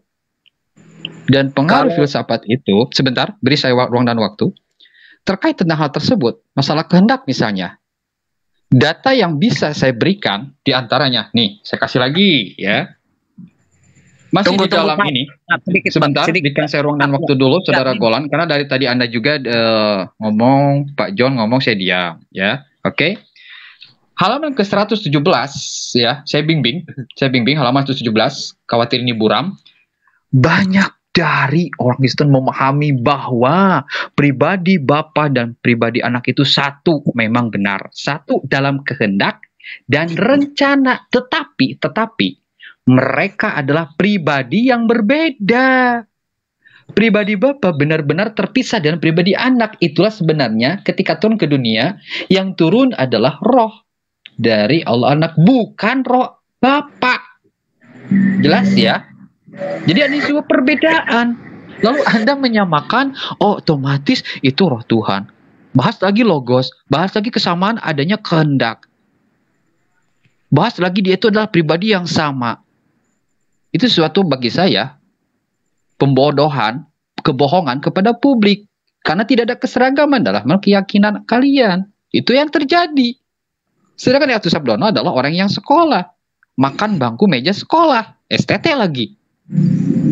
Itu data yang saya sampaikan terkait masalah filsafat. Terkait masalah keyakinan di internal kalian. Diakui maupun tidak, ada perbedaan. Belum lagi yang bahas Wanas sendiri. Dan jelas tadi dinyatakan di dalam Atu Sabdono bahwa posisi dari adanya kehendak yang sama itu adalah antara yang mengutus dengan yang diutus. Tetapi yang diutus dan mengutus berbeda. Tidak sederajat, apalagi dikatakan sama. Silakan lanjut. Jadi gini Bang. Bentar brother, saya tanggapi dulu. Ya. Bentar brother ya. Jadi nih saya nih ngomong sama akademik ini tadi kayaknya nggak ada ini masuk sama Juma juga nggak masuk. Betul. Kita udah mengatakan seperti ini. Atau brother mau ngomong dulu? Silakan dulu. Saya kasih waktu Golan. Iya sedikit ya Bang, saya sedikit potong ya Bang. Soalnya dari tadi itu buku buku filosofi dia yang dia bahas ke kitanya. Sedangkan kita ini kan aja, sudut. bro. Jadi nggak tahu. Jadi Dia mau ini kan udah di luar kehabisan kitab dia, jadi pakai filsafat lah, nggak apa-apa lah itu, biarin Iya, lah. jadi sedangkan kita itu meyakinkan namanya ajaran Alkitab kita, dan kalau masalah buku buat akademik kristologi ya, buat buku Bapak itu, kita juga selain Alkitab ada buku kok, doktrin-doktrin di keagamaan kita. Dan kalau Bapak juga kalau umpamanya membahas tentang buku Bapak yang di filosofi Bapak yang udah tertulis sebelum yang kata Bapak sebelum kita lahir, dan saya juga sebelum lahir, mungkin saya tunjukin ini, saya pegang juga. Kalau kita masalah bahas ke situ, ini saya tunjukin juga ya. Mana ini videonya?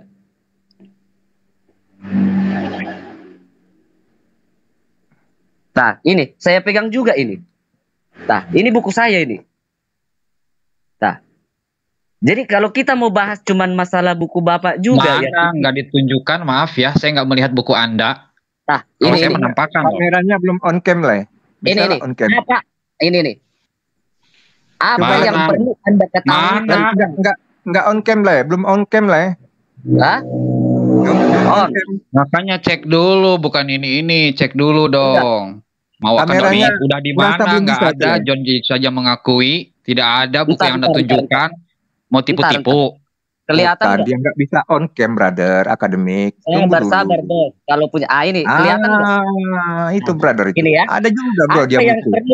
Apa yang perlu Anda ketahui tentang 28 uraian doktrin dasar Alkitabiah? Ini kita Ada kan? buku juga loh. Ada juga dia buku, brother. Itu Kalau kalangan masalah doktrin. Anda, Jadi jangan dari kalangan jangan- Anda, saudara. Dibaca dulu, Bos. Ya, dari pendidikan mana Itu. tadi bukunya? Kita juga pegang buku. Apa yang Anda perlu Anda ya. Tunggu dulu. Nih ya. Itu buku Ya, tunggu dulu. abal-abal ini, baca ini sejarahnya. Orang-orang STT Ini baca ini loh. Akademik kasih dia ngomong. Aduh, Tadi kan kau jadi nggak ngomong. lanjut, Akademik silakan. Berarti Akademik. abal-abal buku yang saya pegang. Nah, ini udah melebihi dari Tuhannya Punya dia ini. satu bukunya, sumbernya. Akademik. Ya Dia Allah. konsisten dengan omongan Aduh. Anda, brother. Kasih dia ngomong. Iya. Sampai akademik buku abal-abal. Buku Coba abal-abal. ini ada tertulis loh ini. Ini diciptakan oleh ini loh, sampai ngomong abal-abal. Ah, ini udah bahaya nih, melebihi dari Tuhan ini. Iya kan? Nah, Oke, jadi oke. ini yang Udah. salah. Jadi banyak orang yang berilmu, tapi jadi ini saya bilang ya, banyak orang yang bertuhan.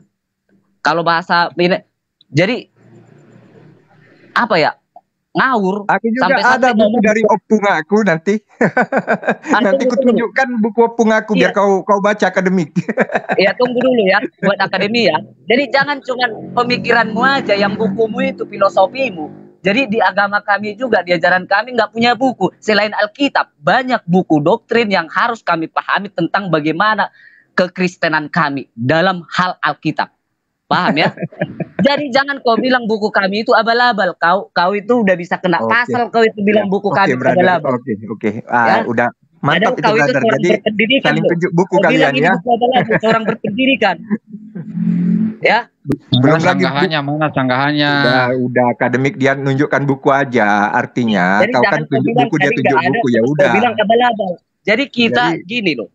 Jadi ini sama kayak Bang John Peter. Jadi nggak nyambung katanya tadi itu nggak nyambung. Yang dibahas apa sampai buku filosofinya kita nggak paham itu. Karena apa? Kita nggak pelajarin itu. Hah? yang kita pelajarin itu buku doktrin apa yang diajarkan di kekristenan kami. Paham Untung ya? nggak ditunjukkan buku catatan si Juma ngutang kopi, susu. Coba itu bukunya buku resep masakan atau resep hutang itu. Coba lihat ya. Ini saya menampakkan buku kalian loh. Akademik nggak usah kita bahas lah tentang itu. Baca dulu. Sumbernya Baca dulu satu. judulnya. Udahlah, Baca dulu udah. judulnya. Ya, jadi Baca kita ya, nggak usah bagus ya. bawa filsafat, Apa? kita pakai apple to apple, kitab ke kitab kita Baca aja. ya. Jadi biar paham. Apa yang perlu Anda ketahui tentang 28 uraian doktrin dasar Alkitabiah. Berarti larinya pemahamannya ke Alkitab. Paham ya? Bukan buku buah-buahan ini, Bang. Ya, berarti larinya doktrinnya ke Alkitabiah. Ya. Bukan seperti yang buku akademi ajarkan.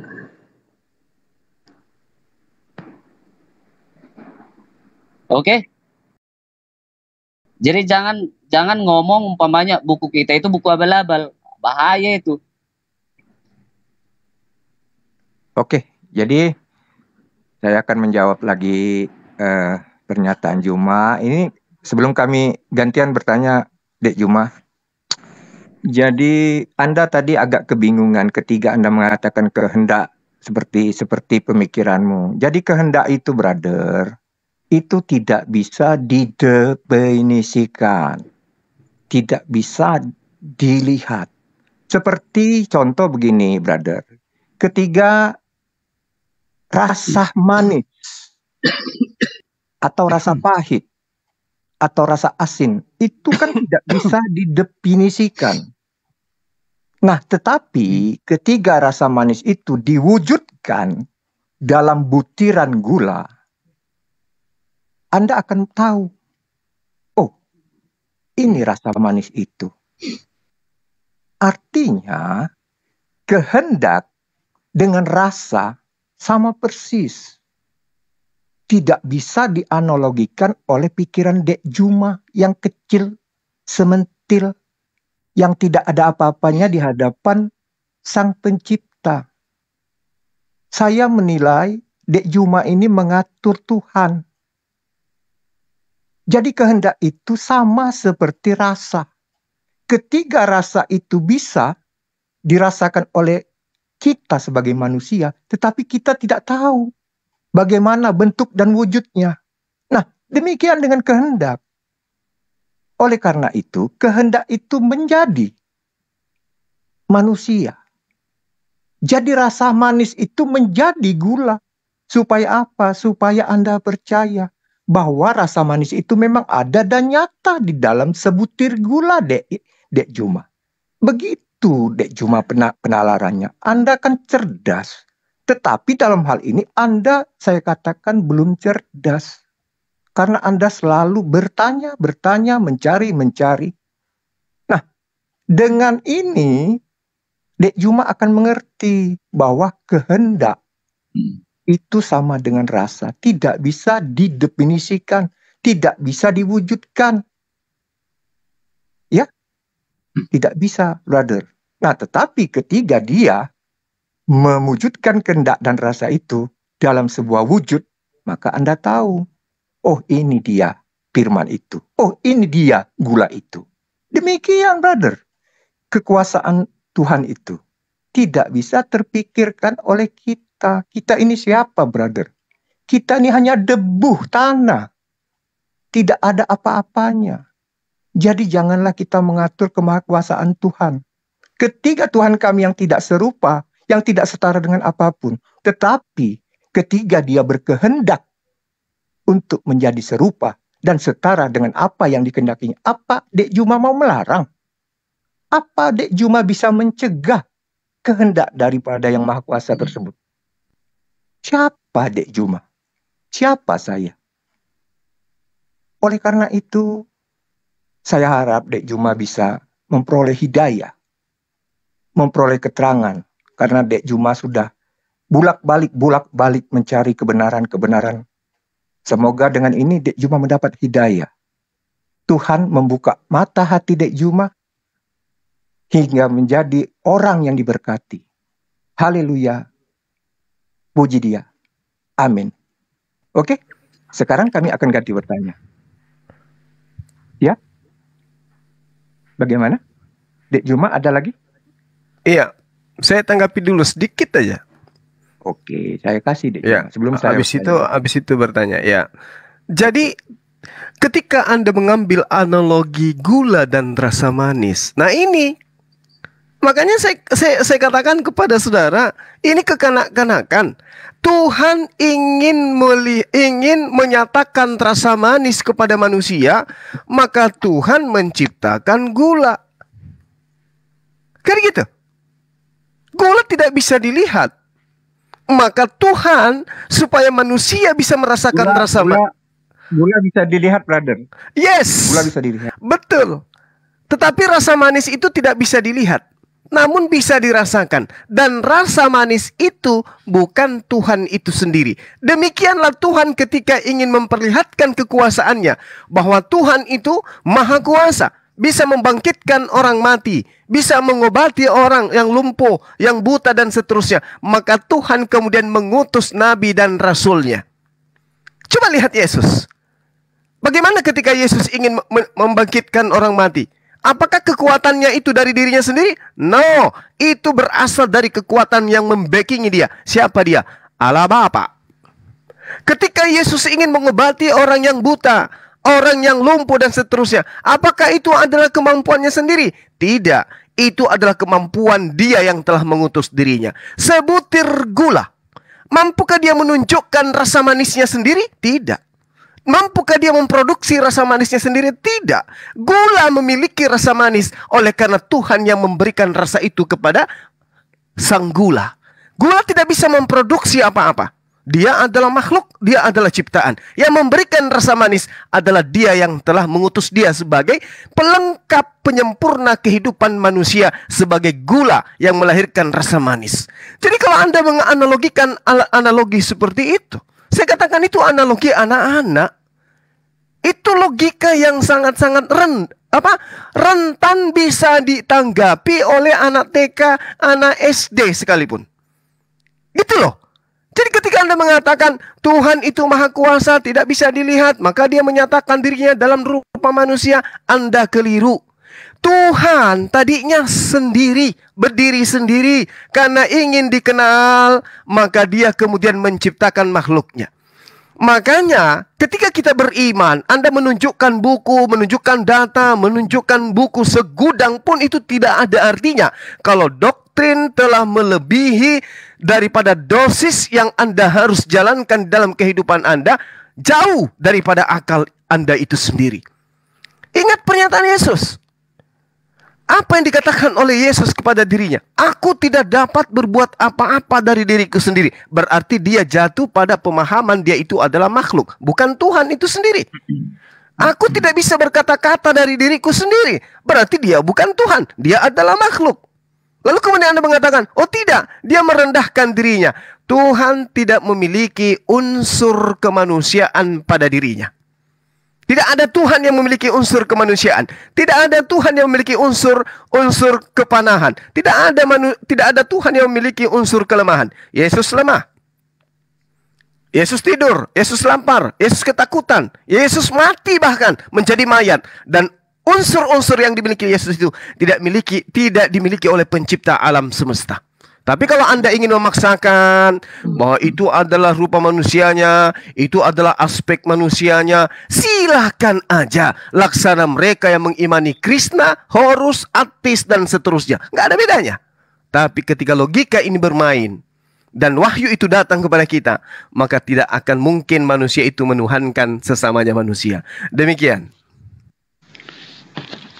Baik. Tadi Pak John menyatakan ya bahwa Tuhannya itu tidak serupa dengan apapun. Baik, sebentar saya berikan tanggapan dulu ya, Pak John, atas pandangan Anda ya. Saya sudah bilang tadi. Sebentar, berikan saya waktu untuk menanggapi pernyataan Anda. Ya, kan Anda tadi menyatakan Tuhan Anda itu tidak serupa dengan apapun. Hingga pada akhirnya dengan berwujud menjadi manusia ternyata sama dengan Anda dan saya ya. Ini tentu saja ya bertentangan dengan logika. Apakah bisa dikatakan pada saat yang bersamaan Anda di satu sisi menyatakan Tuhan sendiri itu ternyata tidak sama dengan apapun, tetapi brojol ke dunia ini sama, punya mata, punya kaki, punya mulut, dan bahkan bisa makan, bahkan bisa minum, dan bahkan makan ikan goreng. Apa yang bisa dikatakan konsisten Anda, pernyataan Anda Pak John, terkait dari adanya Tuhan kami itu nggak sama dengan makhluk lain, dengan apapun.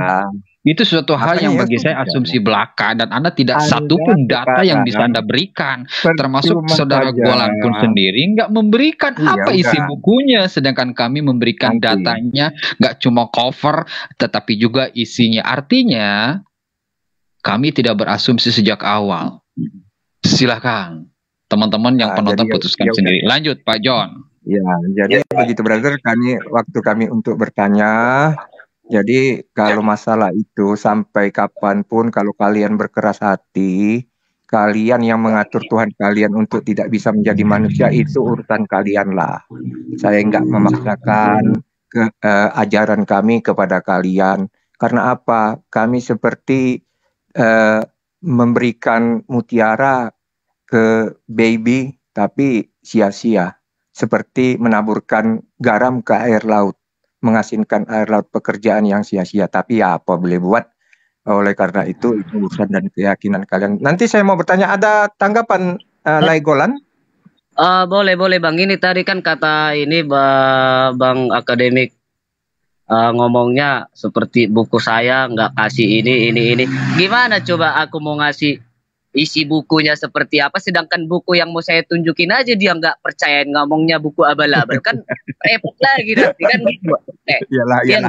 Iyalah. Ya kan? Kita nggak usah bawa buku-buku yang nggak jelas lah. Kayak dia bawa pendapat dari opung siapa itu tadi. Masa bodoh lah. Karena aku juga nggak kenal itu tulisan siapa. Jadi pemahaman itu bukan seperti pemahaman apa yang harus dia pahami. Iya. Sedangkan kita ini kan ya gimana sih? Kita pelajarin pemahaman kita di kekristenan ini, dan kita itu selalu mengajarkan apa jati diri Tuhan Yesus tadi, itu aja. Ya kan? Jadi oke lah, kita mau bertanya dulu kepada Bang Juma ini, Dek Juma ini sama Dek Akademik Kristologi ini kan. Jadi saya pengen tahu Dek Juma, karena apa? Saya selalu bermimpi. Apakah ketika saya berdebat dengan kalian ini, kalian itu selalu mengatakan bahwa Allah Tuhan kalian itu hanya Allah Subhanahu wa Ta'ala. Apakah tidak ada nama lain Dek Juma selain Allah Subhanahu wa Ta'ala menurut Dek Juma? Monggo Dek Juma, saya mau nanya. Ya, apakah Allah Subhanahu wa Ta'ala itu hanya itulah nama yang kalian kenal sebagai persembahan kalian? Wallahul ladzi la ilaha illahu alimul ghaibi wasyahada huwar rahmanur rahim. Itu salah satu namanya. Ar-Rahman Ar-Rahim. Namanya banyak. Nama Tuhan kami itu banyak. Dan itu adalah merupakan sifat Allah itu sendiri. Loh, nama brother, nama Allah Subhanahu wa Ta'ala itu bisakah saya ganti dengan nama sesuatu? Contoh. Adonai. Contoh? Adonai bisa. Di mana tertulis ada Adonai di dalam kitabmu? Lah itu kan bahasa Ibrani. Loh, saya tanya di mana tertulis Adonai di dalam kitabmu? Justru karena itulah kemudian pertanyaan Anda itu lucu, karena kitab saya bukan bahasa Ibrani. Kan lucu ya? Begini, brother. Nama Tuhan ketiga di Indonesia, apa bisa saya rubah? Aula SWT itu? Nggak bisa dong. Loh, kenapa nggak bisa? Ketiga kau rubah dari nama Ibrani ke Arab bisa kau rubah. Gimana itu? Yang mana tuh yang saya rubah? Loh, sekarang gini, saya tanya, siapa nama sesembahan Abraham dan Musa? Allah. Coba tanya dulu sama orang Yahudi, brother. Iya. Anda ini tahu. Lalu siapa? Lalu siapa nama tuh? Oh, Elohim. YHWH, brother. Oh, YHWH. Kenapa kalian ganti, brother? Nah, disinilah brother, saya mau menjelaskan kepada brother. Nama Tuhan, ternyata setelah saya perhatikan isi Al-Quran Anda dan isi kitab kami yang dari bangsa Israel itu ternyata berbeda, brother. Cerita tentang penciptaan, cerita tentang nabi-nabi itu sangat jauh berbeda. Nah, ketika saya membaca Abraham ini mengatakan Tuhan dia adalah Elohim YHWH. Demikian pula Musa, Isa, Ismail, bahkan sampai kepada Nabi Yohanes sekali. Bisa saya jawab? Anda bertanya atau Anda ingin menjelaskan? Saya bingung. Kenapa namanya bisa berganti? Baik. Kamu bertanya atau keserupan ini? Mau bertanya atau mau menjelaskan? Ya santai, brother. Kan aku punya waktu, Ya, brother. Ya, loh. tunggu, brother. Saya punya waktu, brother. Brother, Anda pertanyaannya apa? Kok bertanya jawab sendiri? Gimana sih? Jadi begini, brother. Biar saya jelaskan. Saya Loh, mau bertanya atau mau menjelaskan ini? Jangan sampai saya balik bertanya, Anda mencret. Saya takutnya itu loh. Jangan saya mau menjelaskan pertanyaan saya. Kenapa apa pertanyaannya?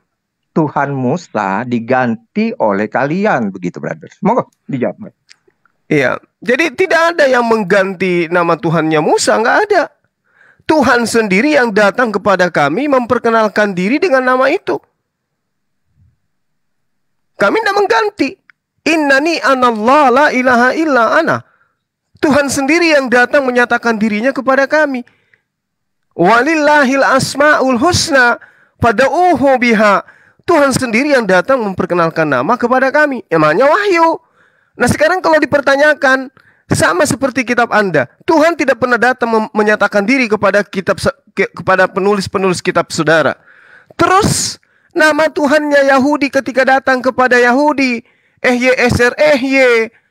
ya, memperkenalkan dirinya kepada Musa. Nah sekarang Tuhannya Musa memperkenalkan diri kepada Lukas dengan nama apa?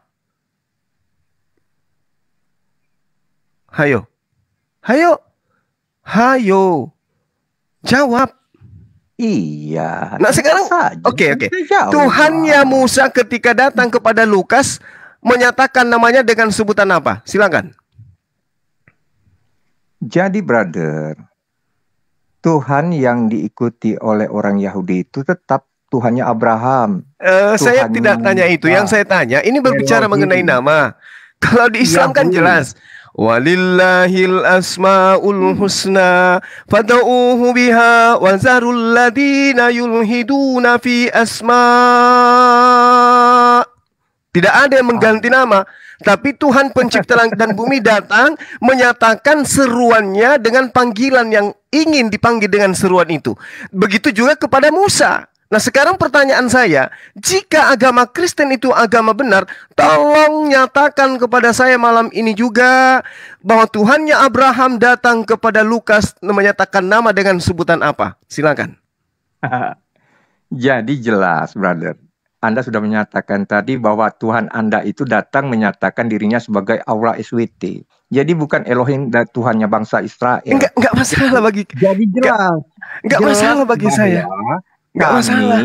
Percaya bahwa memang Tuhan yang disembah oleh bangsa Arab itu berbeda dengan Tuhan yang disembah bangsa Israel. Kalau Anda percaya, Anda sudah menjadi Muslim. Sekarang masalahnya, Tuhannya Abraham datang memperkenalkan diri kepada Lukas dengan sebutan apa? Itu dulu. Ya, karena di dalam Taurat, Tuhannya Abraham itu pernah menjelma menjadi manusia.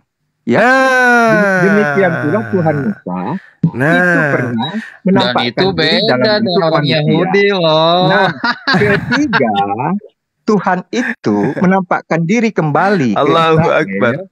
Allah memang Yahudi mengakui bahwa dikatakan, dengar dulu ini jangan kalian putar-putar. Jangan terlalu lama dong ngedongengnya, giliran. Kalau saya lagi ngomong jangan dipotong. Inilah kelemahan kalian.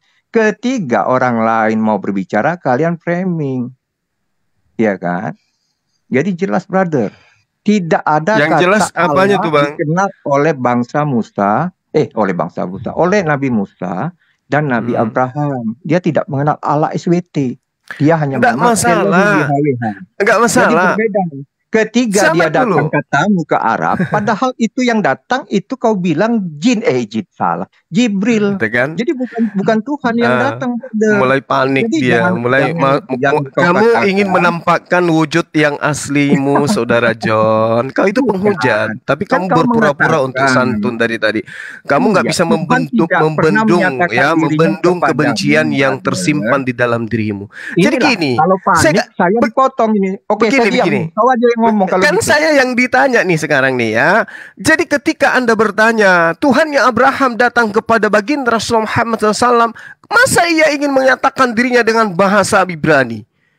Yang kedua, Tuhan datang menyatakan dirinya, suka-suka dia. Dia mau menyatakan innani anallah, dia ingin menyatakan innani Elohim, innani Adonai, suka-suka Allah. Yang keliru kemudian ketika Allah menyatakan diri kepada Rasulullah, dia adalah laisa kamitslihi syai', tidak bisa dinyatakan dengan wujud makhluk. Tiba-tiba di agama Anda, Tuhannya Abraham datang dalam rupa bayi. Betul, betul. Ini Anda sudah menunjukkan kebohongan Anda. Anda mengatakan Tuhan datang menemui nabimu. Padahal menurut cerita, nabimu itu mendapat wahyu dari perantara Jibril. Di mana itu diterangkan bahwa Allah datang kepada Tuhan saya? Di mana? Kepada Nabi saya? Di mana? Dia berkata dan mengakui bahwa namanya Allah Subhanahu Wa Taala. Loh, kapan-kapan dia ngomong seperti itu kepada Muhammad? Kutanya kau. Ya, inilah kelirunya Anda. Inilah kelirunya Anda. Al-Quran mengatakan, sabar. Saya tanya. Wa ma kana li basarin ayyukallimahullahu illa wahya aw min wara hijaban aw yursila rasulan. Jadi Allah itu tidak pernah kemudian menyatakan diri langsung kepada manusia. Kepada Yesus tidak pernah. Kepada Musa tidak pernah. Kepada Abraham tidak pernah. Apalagi kepada pengarang-pengarang kitab saudara. Ayo. Kapan Bapak itu pernah datang kepada Yesus? Di mana Yesus mengatakan, Bapak datang kepadaku, berbicara kepadaku? Kapan? Malah Yesus mengatakan, Bapak yang mengutus aku, kamu tidak bisa melihat wajahnya, suaranya pun tidak bisa kau dengarkan. Terus karena apa? Karena Bapak itu ada di dalam dirinya. Dia telah tidak bisa. Inilah hebatnya saudara. Inilah hebatnya saudara. Ngomong kau langsung kejang. Jangan, santai aja, brother. Saya tidak kejang. Anda hanya kekanak-kanakan di sini. Tuhannya Abraham memperkenalkan diri dengan nama Allah. Tapi Tuhannya Abraham kemudian masuk ke dalam tubuh anak bayi. Anda imani. Celaka itu. Udah, kau ngomong 3 menit, saya kasih kesempatan. Oke, baik, thank you. Sambil kamu cari narasi-narasi yang bisa kamu bangun. Jadi begini, Allah Subhanahu Wa Taala Maha Suci, Maha Tinggi, menyatakan diri kepada Abraham, Ishak dan Yakub dengan menggunakan bahasa mereka. Oke, ingat, bahasa Semitik itu ada 3. Ibrani, Aramaik, Arab. Itu adalah bahasa serumpun. Nah, ketika Tuhan memperkenalkan diri kepada anak-anak Abraham, kemudian tentu menggunakan bahasa Abrahamaik. Nah, sekarang ketika Tuhan menyatakan diri kepada pengarang-pengarang kitabmu yang menggunakan bahasa Yunani itu, ini yang Anda nggak bisa jawab. Tuhan menyatakan diri kepada Rasulullah Muhammad SAW. Apa yang dikatakan? Iqra bismi rabbikal ladzi khalaq, khalaqal insana min alaq. Ada perintah untuk membaca mengatasnamakan Tuhan pencipta langit dan bumi. Lalu kemudian Allah mengatakan innani anallah, layaknya dia menyatakan diri kepada Nabi Musa. Kemudian ketika Tuhan menyatakan diri, katanya konon Tuhan dalam rupa roh datang menyatakan diri kepada Lukas, Markus, Matius, Yohanes, Paulus. Dia memperkenalkan namanya dengan sebutan apa? Theos, Theon, Logos, atau Petrus. Apa? Coba tunjukkan kepada kita. Tuhan menyatakan diri kepada pengarang-pengarang kitab saudara itu dengan sebutan apa? Ego emi. Oh, no, mungkin. Lalu apa dong? Kalau di Islam itu udah final. Nah, lalu kemudian di dalam kitab yang Anda gunakan sendiri dikatakan bahwasanya Tuhan itu tak nampak. 2 Korintus 4 nomor 18, sebab kami tidak memperhatikan yang kelihatan, melainkan yang tak kelihatan. Karena yang kelihatan seperti Yesus kelihatan, ya, dimandikan, disunat, dinetein, diceboin sama ibunya, yang kelihatan kata kitab Anda. Kami tidak memperhatikan yang kelihatan. Karena yang kelihatan adalah sementara. Berarti Yesus itu sifatnya sementara. Sedangkan yang tak kelihatan adalah kekal. Jadi kalau Anda mengatakan, kapan Allah datang kepada baginda? Oh, nggak kelihatan dia, Bung. Karena dia adalah bukan makhluk, dia khalik. Makhluk di atas muka bumi ini tidak mampu melihat Tuhan. Makanya Keluaran 20 dikatakan tidak ada yang bisa hidup melihat Tuhan. Ngomongnya jangan kerasukan, santai. Silakan. Ingat pertanyaan saya. Tuhan datang memperkenalkan diri dengan nama apa kepada pengarang kitab Anda? Silakan. Santai. Jadi Juma, makanya saya katakan tadi bahwa Tuhan Allah SWT dan Tuhan yang disembah Abraham itu berbeda, brother. Sangat berbeda. Masa Allah ganti nama ketika di Indonesia dia mengenalkan dirinya menjadi Sewet? Itu tidak mungkin. Ketika Allah menyatakan diri namanya adalah Allah SWT, kemanapun dia pergi, ya harus Allah SWT. Nggak boleh jadi Sewet. Itu hukumnya, brother. Ya, jadi kalaupun salah penyebutan Allah menjadi Ilo atau Ulo, itu lebih masuk akal.